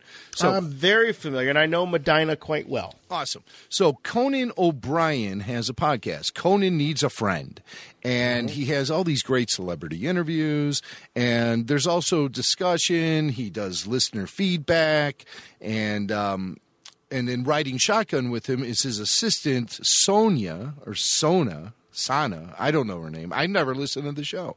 I love Conan, though. I have started watching him recently. He's now at a half-hour format. And oh, wow. And it's different. It's different, but Conan makes it work. He's such a great entertainer. And he's also there with producer Matt Gorley. And the topic comes up about the Star Wars prequel. So listener Rick, he says to us, you got to check this out. This is pretty funny stuff. Conan is asked, what is your favorite prequel? And Conan just he gripes a little bit about the prequels, mostly about a lot of the legislative discussion that goes on within the prequels. Again, like Coach Mellor, Darth Conan is someone who has prequel gripes.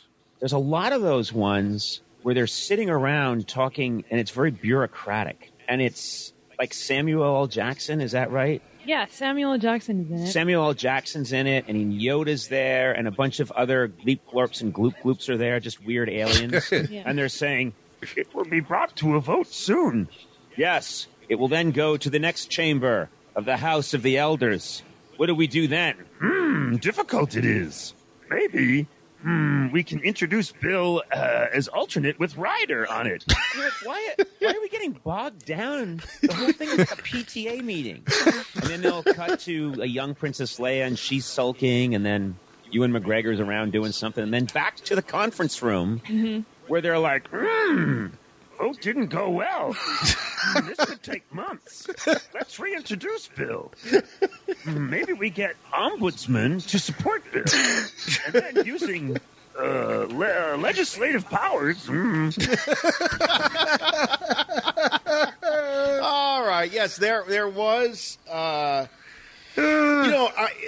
There's not as much of that as you think. No, of course not. But it was so odd for a Star Wars film, for any kind of like fantasy child film like Star Wars, to get that sort of.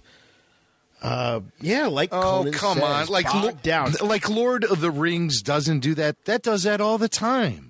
Yeah, but I wouldn't necessarily categorize that as a children's fantasy film. That was definitely geared more towards adults and not kids. Star Wars is a swashbuckling. All right, I guess it might be going from the highway to off-roading when you go from like Jar Jar Binks into some of like Conan was saying, the heavy talk about trade disputes and. I mean, it's right in the crawler. The taxation of trade routes is in dispute. Like, what kid watching that has any idea what that means? All right, now listen. As opposed to it is a dark time for the rebellion. Ooh, that right. Compare the two. All right, let's go to Conan number 2, and he'll expand on that a little bit. There are trade disputes. What a great idea. That was the one thing that every kid wants to see in their space epic is a bunch of senators talking about a tariff and a trade dispute. Do you know what I mean?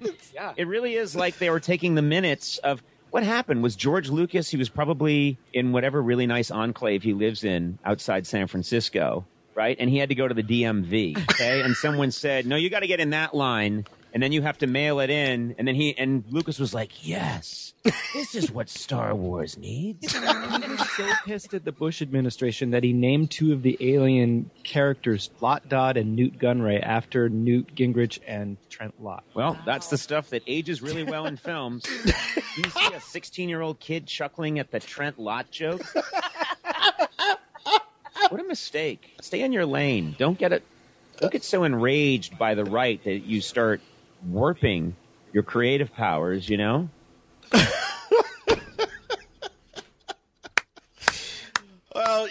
I gotta give him props for saying, don't get so enraged that that it starts warping your creative powers. I mean, that is true. Yeah, I mean, you could have a whole show dedicated to, the real world politics of Star Wars and what was motivating George Lucas. You could do all of that, but we don't want to. We're not going to do that here. But what I'm saying is that I agree with Conan in that sense that and I know George loves to talk about the rebels and the Viet Cong and Palpatine and Nixon and all that, but he didn't name him Richard Palpatine.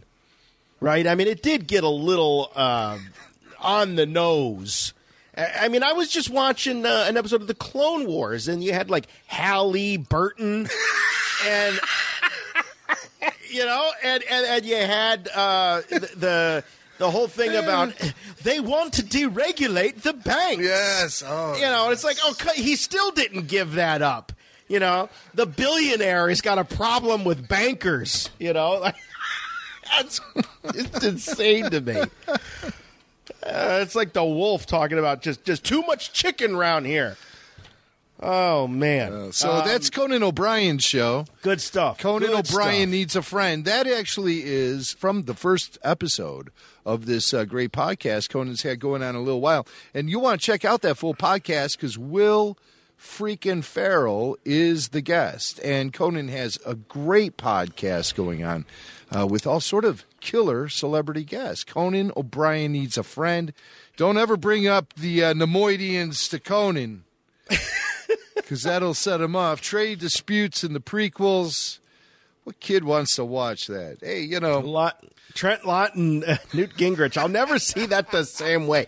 All right, here we go. Spoiler alert. We got lots of stuff to talk about. Spoiler alert. Spoiler alert. Oh, yes. Leaked details about The Mandalorian. We've got characters. We've got locations, aliens. All this breaking on Reddit. And, if you read it on Reddit, it's got to be true.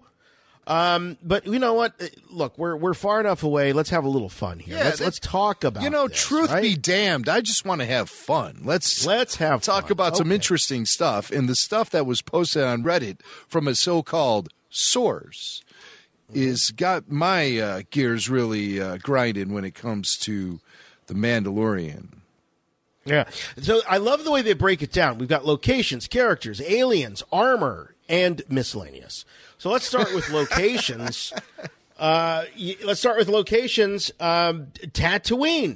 Tatooine is a main location of the show, and that's where many of the leaked set photos have already taken place. Not actually on the planet of Tatooine, but on the set locations that are supposed to be Tatooine. And in addition to Tatooine, there's one more location that looks like a mix between Endor and Kashyyyk. No name given. But what we're learning, Jim, is that Tatooine is a big, big location for this. And this takes place, of course, after Episode 6, Return of the Jedi. So who knows? There could be a big fallout. I mean, Jabba the Hutt wielded a lot of power. Could some of this be the fallout in the aftermath of, Jabba being assassinated, killed, is sort of like, you think about our own, the gangsters, somebody like a John Gotti, right? This is a taking out of a major mob figure. Right. And could that have spiraled the Mandalorian or some of his cohorts on their journey? Possible, but Tatooine, main location, and then some sort of planet that's a mix between Endor and Kashyyyk. I don't really know what to make of that. All right. Well, I mean, let's think of, like you said, the state of Tatooine a few years after Return of the Jedi. Now, of course, we know from what Obi-Wan Kenobi said in Episode 1, the Hutts run Tatooine. So traditionally, that was their thing. But we also know that the Empire did place a presence there when they were looking for the droids. Did that presence remain after the Star Destroyer left the system? That's the question. And so you can go either way. I would love to see some Imperial outposts still in operation on Tatooine 4 years after the destruction of the Death Star 2. That would be awesome. And I've heard that there's stormtroopers to be seen in this program, on this series. So we got some insider stuff about the show itself, and like from people who have actually seen it, seen material from this. And it's like closer to the original trilogy than any of the newer stuff. Yeah. But it still has that kind of, like, the word I heard was glossy. So it probably lacks the grit of Tunisia, or even the deserts of Yuma. Sure. But you know what? I mean, honestly, even if you compare Return of the Jedi to Star Wars Episode 4, there is a gloss. I mean, down to Darth Vader's armor. I mean, he's so shiny. 3PO is so gilded. There is a very, very different tone, visual tone to those two movies. So I can understand, technology does tend to make things a little sharper. But yeah, I mean, were you thinking that when you were watching the original trilogy unfold in theaters? Like, wow, Darth Vader just keeps getting more and more shiny, and 3PO gets more and more gold. Yes. I always attributed that to just watching the franchise grow into this mega beast. And I just assumed, hey, well, that's, they definitely got more money now. So, even as a kid, I was like, right. Because I knew I was funding the machine myself. Mm-hmm. So that wasn't lost on me as a kid. Big budget. Yeah. Other things, though, we're hearing about The Mandalorian. This is big news. From little leaks we get, too, is that, like, insiders are really more buzzed about this than any other Star Wars project that's happening right now. That this is the big deal, and the costumes are very original trilogy. The vibe is the tone. It just has a very original trilogy feel to it. Well, it would have to. Here we are on the verge of the 40th anniversary of Empire Strikes Back, and what we're learning about this show is it's going to feature characters such as IG-88, Bosk, Dengar, Zuckuss. So this whole thing about the lone bounty hunter, but there is going to be some familiar characters that are going to show up in this guy's path. IG-88, now that was sort of confirmed by Jon Favreau's tweet. I don't know if it was Instagram or Twitter or whatever it was. I think it's Twitter. He had the IG-88 head in the photo. According to this, IG-88 is going to be a main character and almost a sidekick of sorts to the Mandalorian. Interesting. IG-88, yeah. That's great. I mean, is this going to be CG maybe?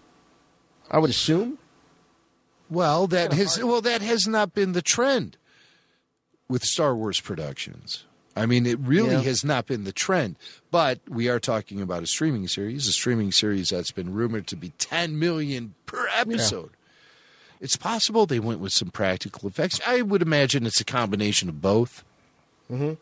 Yeah, it was from Rogue One, the droid in Rogue One. What's his name? See? K2SO. K2SO, of course. Well, he was CG in most of it. Well, he was motion capture. Right? Yes, mocap. Was he mocap? Okay, so maybe that's what they're going to do with IG-88. Bosk, however, he's going to be getting a new costume, and there's going to be more Trandoshans in the series as well. And we were just talking on RFR Rush Hour is one of the arcs that I recently watched with my daughter, Bailey, who just can't get enough lately of the Clone Wars, by the way. I love this. Yeah, she's so into it. In fact, she just said to her mom tonight, because she's a little under the weather, so we're going to go see the doctor, make sure she's okay before the weekend hits. Because, Jim, as a dad, you know that kids always get sick on weekends. Oh, yeah. We have no choice but to take them to the stat care or whatever. So we're going to jump ahead of this and get her to the doctor in the morning. But she was like, I know I need to be resting, and I know Dad's going to, do some work, but I'm hoping we have time to watch some Clone Wars tomorrow. Oh, my God. That's precious. So she's loving it. Yeah, it's great. Now, here's the thing. Here's the problem. Yes. Are you aware that the Clone Wars is going to be removed from Netflix this Sunday? Yeah, okay. I am. Right. And because every time we start an episode, it says Last Chance. April 7th. Now it says Last Chance now? Yeah. Mm-hmm. Yeah, Last Chance. If there's not enough pressure, I got the circus coming into town next week into Chicago, and then now Clone Wars is going away. I am feeling a huge amount of pressure right now on my Star Wars. I mean, I have all the Blu-ray. I have all the Blu-rays, but am I the only one that is just doesn't feel like grabbing a disc and putting it in a machine anymore? I'm just so used to be able to. Can you curl up in bed with your iPad and watch it? No, I can't. No, those days are over, pal, until Disney Plus. I know. And you're paying for something else now. Now you're paying for something else. We watched Jedi Lost, and then what was the follow-up to that? It was Jedi Lost, and then it was... anyway, this was when Ahsoka was picked up by the Trandoshans, and it was basically the plot of the Predators movie, where they scoop up the various beings, drop them off on the planet, and then the Trandoshans go around and hunt them. But it is a creepy... what they did with the Trandoshans was so brilliant on the Clone Wars and made them such a creepy predator-like race. These master hunters. I love the idea that they might figure into this series because they were just so nasty and evil, and so I think it could be a lot of fun. Now my question is this, okay? Mm-hmm. Wasn't Bosk on board Jabba's sail barge when it exploded? Good question. That's is that something that it's only in like the Topps trading cards where you see Bosk. I don't think you actually see him. I think he's in there in the film. Is he in the film? I think he's there. I think he can be spotted. He can be spotted. Okay. Well, all right. So Boba Fett's there. Now Boba Fett ends up. Doesn't he? And see, I thought Boba Fett in Shadows of the Empire ended up facing off against IG-88 over the carbonite slab of Han Solo. Yeah, but that's not canon. And IG-88 was shifty. He would transfer his knowledge banks to other droids, and then all of a sudden reappear. It's like, oh, speaking of which, I don't even know if I should bring this up. What's that? Should I bring it up? Yes. Tell me if I should bring this up. I think you should. I don't know what it is. I heard a rumor that now we're talking about Mandalorian, but I'm going to shift gears just for a second because you brought up the transferring of the memory. Have you heard this rumor yet? Did we do the spoiler alert? I'll do it again because this is huge. Alert! Spoiler alert! Spoiler alert! All right, I'm strapped in. Let's do this. Are you ready for this? Yes. All right. You've seen what is being reported as a leaked poster for Episode 9, right? Yes. You've seen this. I have. We're going to be talking about this. Actually, we're talking about it right now. And in that poster, there is a shot of C-3PO. Now, we can assume it's C-3PO. It could be another protocol droid, but let's just assume it's C-3PO with Chewie's bowcaster. And? Are you ready for this? And he's not just holding the bowcaster, he has Chewie's bandolier, and he has Rey's staff. All three of them. He's totally Rambo'd out. Okay, Rambo 3PO. It's about C3 time. C3 Rambo. It's about time, right? It really is. So, what the internet is reporting is that there's a moment where 3PO has no choice, but he has to dump his memory into R2. And then the body of 3PO is, off into battle somewhere. And this paves the way for a new character, a new droid, to come in that is going to be the equivalent of 3PO for BB-8. Oh, my God. We could be looking at the death of Han Solo, the death of Luke Skywalker, and now the death of C-3PO, and maybe even R2-D2. And R2? How do we lose R2? I've lost R2. Yeah. I gotta pull it up, but it was all part of the... what are you talking about? Hold on. I hope you're talking about something on the internet and not something else. All right. No, here we go. This is semi-verified rumors that snow-covered planet, droid factory. Some of the main cast visits the planet. They alter 3PO's personality and meet a new droid who will turn out to be BB-8's new sidekick. Our heroes run into trouble at the droid factory. And 3PO leads the charge here, reprogramming a droid strike against the First Order. Tragedy.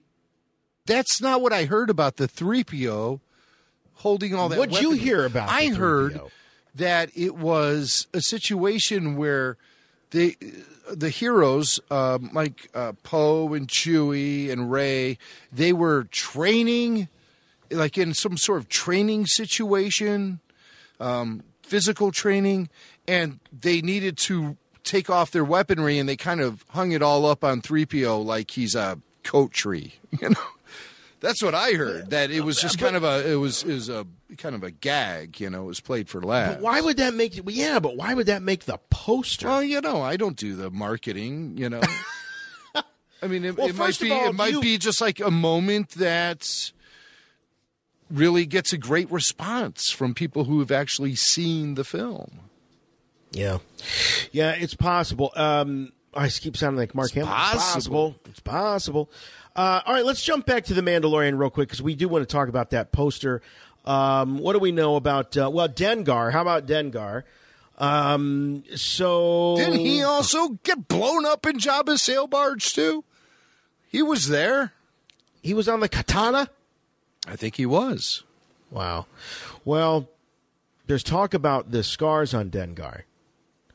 And sorry, that just sounded funny. It does. There's it does. That was actually the name of my Dengar. The name of my third album was called Dengar Scars. but Dengar, so they're saying that maybe, the fact that they didn't see scars, the source for this didn't see scars on Dengar means that maybe the makeup wasn't yet applied. But anyway, so Dengar is in the film or in the series. He may or may not be different. They don't know, but they do know it's Dengar. All right. Zuckuss is also in the series, but there's no confirmation one way or the other about how he looks. Forlom, not in this series. Well, maybe you can't put them all in there. They can't all be there. You have to hold something back. And which one is Forlom again? I always get confused since the great character named Flip Flop from Kenner. That's right. Where they marketed Zuckuss. Well, Zuckuss is the guy in the Zuckuss is the guy in the tan outfit with the breathing apparatus. No, never. And then Forlom he's is not the Forlom. droid. He's LOM, and he is the tan guy. And I cannot ever get over that hump. Because that's the way it was marketed. No, Forlom, no. Yes. Forlom is not the droid. I mean, Forlom is the droid. Zuckuss is the guy in the tan. No. It's the other way around. According to Kenner Cannon. Oh, nobody cares. Kenner Cannon. I can't Cannon get over wrong. it. Listen, I read something on the internet recently that said older fans of Star Wars can't get over some stuff, and that we all need intense psychosis and all of that. So I am offering myself right now because I really feel like I need it, quite honestly. Whatever you I think some of the new fans need some psychological help. I think I can't let go of the past. Let the past die. Kill it if you have to. Kill it. All right. Well, here's the thing. Okay. How did anyone fall for this? I want to know because I was only 3 years old at the time. But I feel like even as a 3-year-old, I would have known that when you have a character named Zuckuss and a character named 4LOM, that 4LOM was the damn droid. Well, it's just like C-3PO, R2-D2, R5-D4. The commercials told us so. Now you can get this new 4LOM action figure free for 5 proofs of purchase from any Star Wars action figures. Hey, let me throw this one out. For those of you who are curious about whether or not any of the original trilogy main characters, any of the Han, the Lukes, the Leias, are going to be in Mandalorian. All signs point to no. Nothing in the show's first season as far as those main characters. I never assumed for a second. I didn't either. That we would be encountering anything that would have anything to do with the films. Yeah, I didn't think so either. I am ready to establish a television canon and a film canon and try to make them coexist. One thing we have heard is that the Dave Filoni influence on this series is not to be denied. He has been on the set constantly. So that is one thing that I want everyone to have a solid grasp of. We're going to be dealing with a really, I think, an excellent Favreau-Filoni collaboration that I think is going to be very solid, It's a Favreau-Filoni. It's a Favreau-Filoni. Hashtag Favreau-Filoni. Mm-hmm. Right here on Rebel Force Radio. Hashtag Favreau-Filoni. Yeah. Now, here's one that really got me. How about Aliens? Right? We're now almost done with the sequel trilogy, and we've been saying, Where are the Greedos? Where are the Hammerheads? Well, guess what? They're in The Mandalorian. How about that? They're in The Mandalorian. We've got Niktos. We've got Klatooinians. We've got Jawas. We've got Quarrens. We might even have Tusken Raiders. Well, and we've got a blurg. If we're what's a blurg? Is that frog that burped in front of Jabba's palace? You know, it should be. Let me look this up. Blurg, Star Wars blurg. Oh, it's some sort of lizard character from Battlefront 2. Oh, well, welcome aboard, Blurg. I'm sure I will soon have many action figures of you. It's a two-legged, non-sentient species that was used as beasts of burden on a number of worlds, including Endor, Ryloth, and Zygerria. Mm-hmm. Yeah. Oh, yeah, the Twi'leks used them in the Battle of Ryloth. Okay, I'm sorry. There's the Blurg, the species, and then there's the Blurg 1120, which is a weapon in Battlefront 2. Boy, did they recycle a lot of words. So the Blurg as a creature, a beast of burden, you see them in Battle of Ryloth. They showed up in the Clone Wars. So Blurgs showing up in The Mandalorian. Niktos, Klatooinians. All my apparently favorites. The Klatooinians, they're going to be like, they're comparing them to the Uruk-hai from Lord of the Rings. Oh, my gosh. So we could be seeing just thousands of them, maybe in epic battle. Yeah. Now, the Quarren, this Quarren is going to be a brute. According to this, he's nearly a foot taller than the Mandalorian. Mm-hmm. He's beefier than any other member of his species. And his costume is nondescript, but think along the lines of a Solo smuggler-esque vibe, muted tones, etc., etc. Interesting. So that's the Quarren. All right, that's a squid face to you guys from the old school. I don't know if that's politically correct these days, but squid face is pretty much what we called that son of a bitch. And well, they prefer Quarren. I know. I try to remember that. But so he's big and beefy. I'm trying to recall if we've ever seen anybody like that in the history of the expanded universe, Tartakovsky Clone Wars. I can't remember. I always think of Pirates of the Caribbean. Jason, God, are you reading my mind right now? What the hell? I was just We've been doing this say, for 13 years, man. Of course I'm reading your mind. You're talking about Davy Jones. Yes, Davy Jones. Davy Jones with the squid face. Not to be confused with the late tambourinist / sometimes lead singer of the Monkees. Wow. Rest in peace. So, incredible that and of course, Squid Face was portrayed by, I believe, Gerald Holm in Revenge of the Sith, and Squid Face is really he's probably a fan favorite because of the old Kenner action figure. We didn't know the names. We just called them Lobster Man and Squid Face and Butthead. That's my mark. Well, no, that is, and I actually have been in the room with Mark when he was having meltdowns over the character names. And the one that Mark brought up, and I wish I had some sort of audio device rolling at this moment, was when he said, "Are they really naming characters after Italian dinner appetizers?" There's a Mon Calamari, right?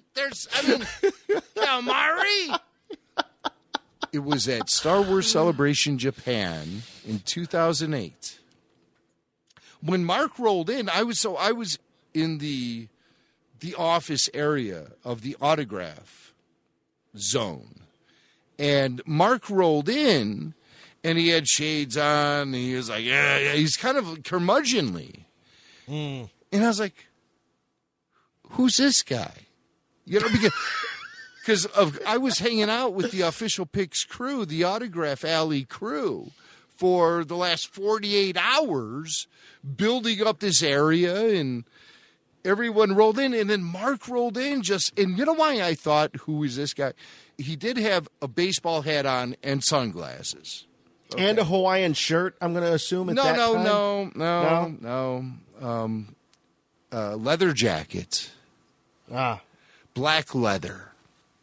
Of course, I idolize Mark Hamill. And didn't realize who he was. Because what you have to understand is in the autograph area, behind the scenes, on the other side of the curtain, there's all sort of shifty characters back there who are representing, and I say with the air quotes, their talent. So you have managers, you have promoters, you have all different types. And some of them, you keep people at arm's length until you know who they are. And that's just the reality of the situation. I mean, a lot of people are there to promote their own better interests, and they're riding on the coattails of the celebrities. So you thought basically that the guy that walked in that ended up being Mark Hamill was some sort of sleazy manager? At first I did. This is Jason, I've never actually talked about this with you or anyone. But yes. By the way, back then, and this is kudos to Mark Hamill, who is an amazing. Mark Hamill looks younger now than he did 15 years ago. He most certainly seriously. Does. Oh, no absolutely question. He does. Yes, he does. So he's taken great care of himself. Getting back into the role of Luke Skywalker, I think, really paved the way of him. Losing some weight, getting in better shape, getting some nicer clothes, redoing his hair a little bit. The beard is a great help. But at any rate, this is not the Mark Hamill that we see right now. Go back and look at Mark Hamill circa 2008, 2009. And you know what? That didn't matter to me. He's a legend to me. I am in the presence of a legend. And when I realized it was Mark, I was just like, hey, you better play cool, Pally. Sure, you've been spending, the last 18 hours hanging out with Daniel Logan and checking out some of the finer things Tokyo had to offer. But now you are in the presence of Mark Hamill. I mean, so, I just kind of stood there and he talks. Mark talks. And it comes out of him. So he sat down, and felt relieved to be there and just realized that there was probably 6 to 8 of us tops around the area. And he just started talking. And he had his son there. Nathan was there. And he kept looking at Nathan for names of the characters. And then that's what he looked at me and goes, is it true that they named a character after an Italian appetizer? Is there a calamari? And I was just like, oh my God, this is killing me. I didn't say anything because there's no way to wedge yourself into Mark when he is monologuing. Mm-hmm. And you don't want to. You do not want to. No. You want to just listen. But you can say, on your deathbed that Luke Skywalker looked at you for confirmation about the name of the Moncal. We were out there for a week in Japan. When you're out there, you get to know who the English-speaking people are who are around you, and it creates a bond. I mean, because when you are in Tokyo, I don't speak Japanese. I mean, I don't even feign to halfway understand any of it. I think I look at the lettering on the posters and the signs and everything. I think it's unbelievably beautiful and amazing. Mark Hamill is a guy who actually spent some time out there in Japan when he was a youth because his father was a military kid. So he was dragged all over the world. And he did spend some time in Japan. And it was through that weekend I actually did get a chance to sit down and talk with Mark. And it was amazing. You can find that conversation on the RFR YouTube channel. Just look for the In the Cantina Star Wars interview playlist there, and you'll find that conversation I had with Mark Hamill in Japan, and it was a it was a dream come true. But the other things you don't hear in that interview are those moments I had behind the scenes. And, I really do want to thank guys like Philip Wise and Ben Stevens and Official Picks. Those guys made it possible for me to even be there. And that's not lost on me at all, even though so many years have separated us from working together. Those moments are really special to me, and I was so lucky to be in a situation where I could share it with so many people via the microphone, and that's what I was there to do. I remember getting the text from you because we thought when you went to Japan that there was a good possibility you were going to get the Hamill. Remember we called it, you're going to get the Hamill. You're going to do the Hamill.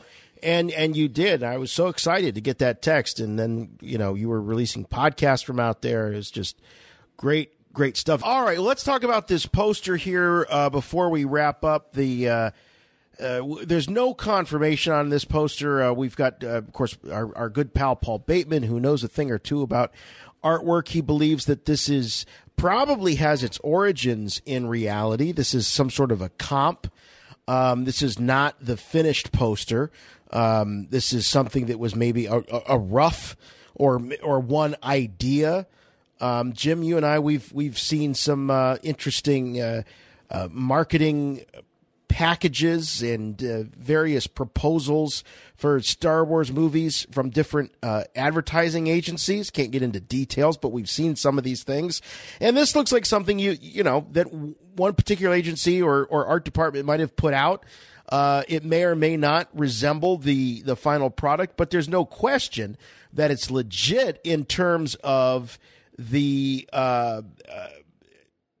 having access to these photographs. I mean, these are clearly photographs of the characters in their Episode 9 costumes. Not all of them. Not all of them. Well, not all of them. No. Chewbacca Rey is not. Clearly taken from an earlier promotional photo session for. Yep. I can't remember if it was for TFA or Solo or The Last Jedi. But I mean, it's clearly an older Chewie photo. Yeah, and Poe is definitely sporting his new look, which is sort of like something Brendan Fraser would have worn in The Mummy. I dig it, though. It's not too bad. Poe's not awesome. too bad. Now, what's interesting is if you look at the John Boyega, now there's also some lead character photos that have leaked. And these are, what you would expect. These are sort of reference photos, sort of depicting the character in some sort of stoic pose with their new wardrobe on. Poe is lifted. The Poe that we see in the poster is lifted from those character photos. Rey, this could be Rey from Last Jedi. No way, man. That's a new This Rey. outfit? That's a new Rey. What new Rey in the poster? Yeah. Yeah, but it's not the same as this character photo. Here's the thing about Rey. Look. All right, exposed biceps. Rey is never and elbows. Rey has always had arm wraps up to her shoulder. Okay. She now has exposed biceps and triceps too. She looks great, man. Wow, she's in great shape. And elbows. And now just a wrap around the forearm. Yeah. These character photos, we're seeing Chewbacca, we're seeing Rey, we're seeing Poe, Finn. Finn's hair is a little bit longer. We're seeing this Zori character, which has a little Zam Wessel vibe for me. That's rumored to be Kerry Russell's character. Yes, that is Kerry Russell's character. As a matter of fact, I had audio of her that I wanted to play on the show. Yeah, she's out bragging about her costume on these talk shows. Kerry Russell's talking about how cool her outfit is. This Janna character, who is rumored to be Janna Calrissian. So this could be Lando's daughter, and the man himself, Lando, is pictured up in these character photos. I think we talked about this at one time before because we were a little unsettled that Lando is wearing the Donald Glover yellow shirt and black pants and cape. He's looking like, they really need to beat it over your head that he's the same guy as the guy in the Solo movie, and I think it should be the other way around, frankly. But, you are a Lando purist, my friend. Well, I mean, why would he go back? Why would he go back? Well, I mean, who's to say go back? I mean, we just caught him on the day that he was wearing blue during the events of Empire Strikes Back. I mean, 5 minutes before the Falcon landed on the platform, 5 minutes before that, he might have been wearing that yellow shirt. Maybe he spilled something on it. Little Corellian ale. And so he had to change his shirt. But I got the blue one. So maybe he I still prefers think yellow. I would have liked to seen him something original. The first thing he did when he got on the Falcon was he took that blue shirt and cape off and put Han's clothes on. That was the first thing he did when he got on the Falcon. Well, not. I'd even feel better if he was wearing Han's clothes from The Force Awakens.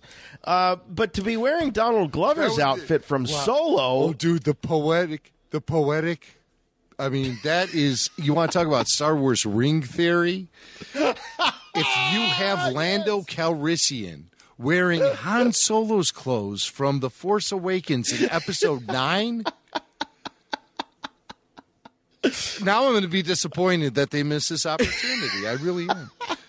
Are you aware that they're going to be selling that Lando party shirt that he was wearing at the end of Solo?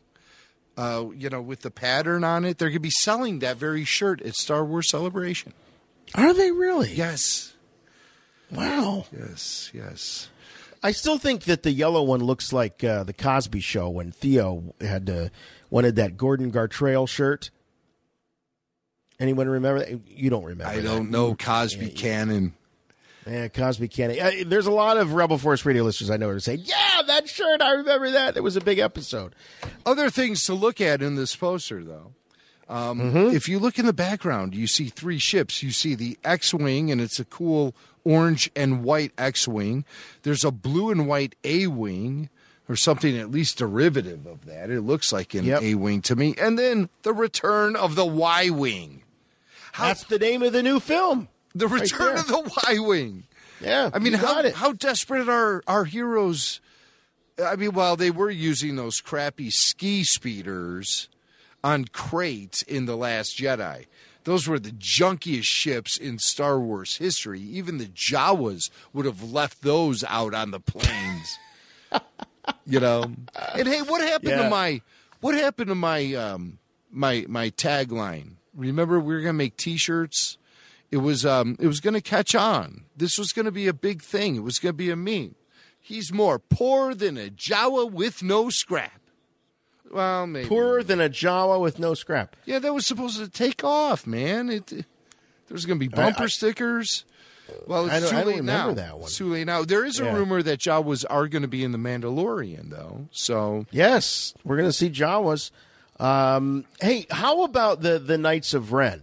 This is the one thing in the poster that makes me go, I'm not so sure that the Knights of Ren are in there, because I think we've heard some, nothing's been confirmed, but I thought we heard some strong rumors that, the whole Knights of Ren thing, probably not going to be picked up in Episode 9. That's just sort of that's going to be a lost plot. So that makes you... No, I don't think it will be, because it was something that was introduced by J.J. Abrams himself. And J.J. did that to open up his mystery box, okay? Now it's up to J.J. to follow through with what that mystery is. And the Knights of Ren, that's a huge, huge mystery.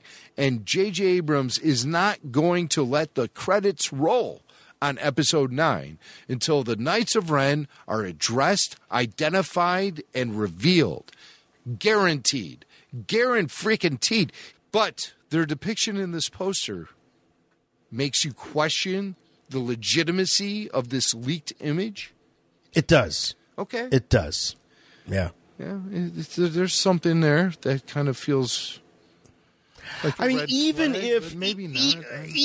if they were going to figure into the film, or there was maybe going to be some exposition about those characters, I just can't imagine them being, one sheet worthy.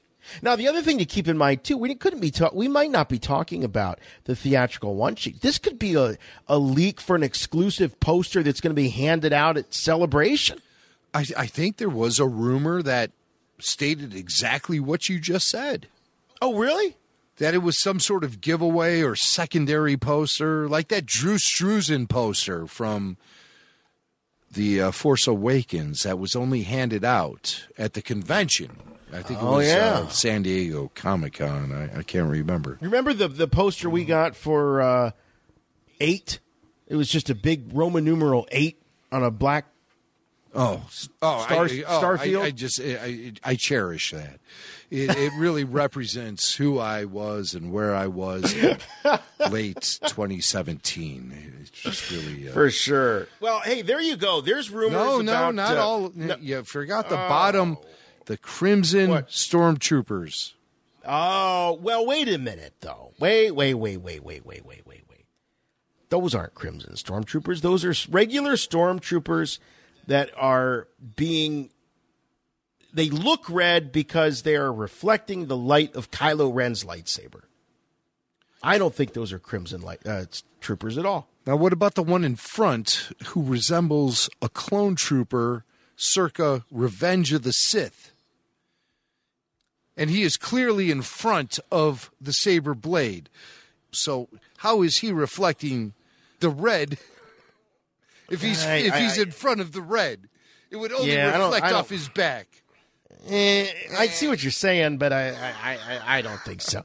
I think these guys are just they're reflecting the red of the Kylo, because the whole bottom of the poster is and everything around Kylo has a reddish hue. You know what I mean by a reddish hue? Yeah, but not the stormtroopers directly beneath. I know that's weird. Blade. That's weird. You'd see some red splash on them, and you don't. Yeah, I know. These are that's red weird. troopers, man. We're going to see next week when they debut the sizzle reel and the teaser trailer that these are red troopers. We got crimson red troopers. Yes. Okay. So this is going to be sort of Kylo's answer to the Praetorian Guards. So there's definitely a lot of Star Wars history of having some sort of red trooper. Mm-hmm. Palpatine, of course, had his Imperial Guards. Vader had the red troopers. He did? That was the fight. Who were the ones? No, he did. Well, they had red accents, didn't they? The ones that no. Oh, well, you know what though? In Revenge of the Sith. Yeah, when they did the raid on the temple. The Red Troopers, yeah, they directly worked with Palpatine. But so yeah, there's history. You might be onto something. All right, I'm willing to concede that these could be red. Yeah, I'm willing to concede these could be Red Troopers. It's just that the guy in the front, he looks like a clone trooper. Well, but I feel like it's the same helmet as everybody else. Yeah, well, the bottom. We're just seeing it from the front eye. We're just seeing it from the front angle. But we're seeing, I think, a variant of a clone trooper design. Also, we see a new TIE fighter off to the right with with those triangular. The wings look like what do you call that? When you go out and you search for the bow and arrow tips, an arrowhead. An arrowhead. Yeah, that's what it looks like, an arrowhead. So this could be the arrowhead tie, because the solar fins definitely resemble an arrowhead. There's no question about that. And then you see that little BB-8 with that little droid that there could be speculation that C-3PO downloads his memory bank into this little cone-headed unicycle droid. No. He downloads his memory bank into R2. Oh. Yeah. He downloads. So R2, basically, 3PO's gone, and R2 is both 3PO and R2. Yeah. So echoing what they did in Solo when they downloaded that droid's memory bank into the Falcon.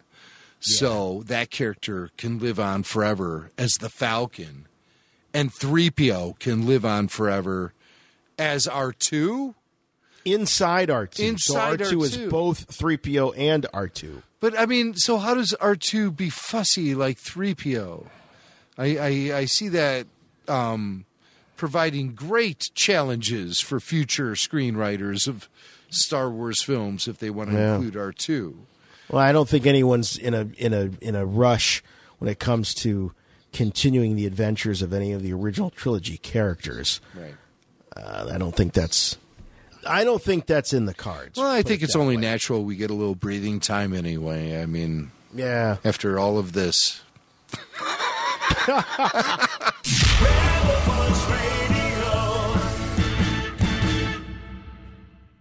This is Star Wars, bro. This is not about one movie. This is about the fandom and the family and the Force.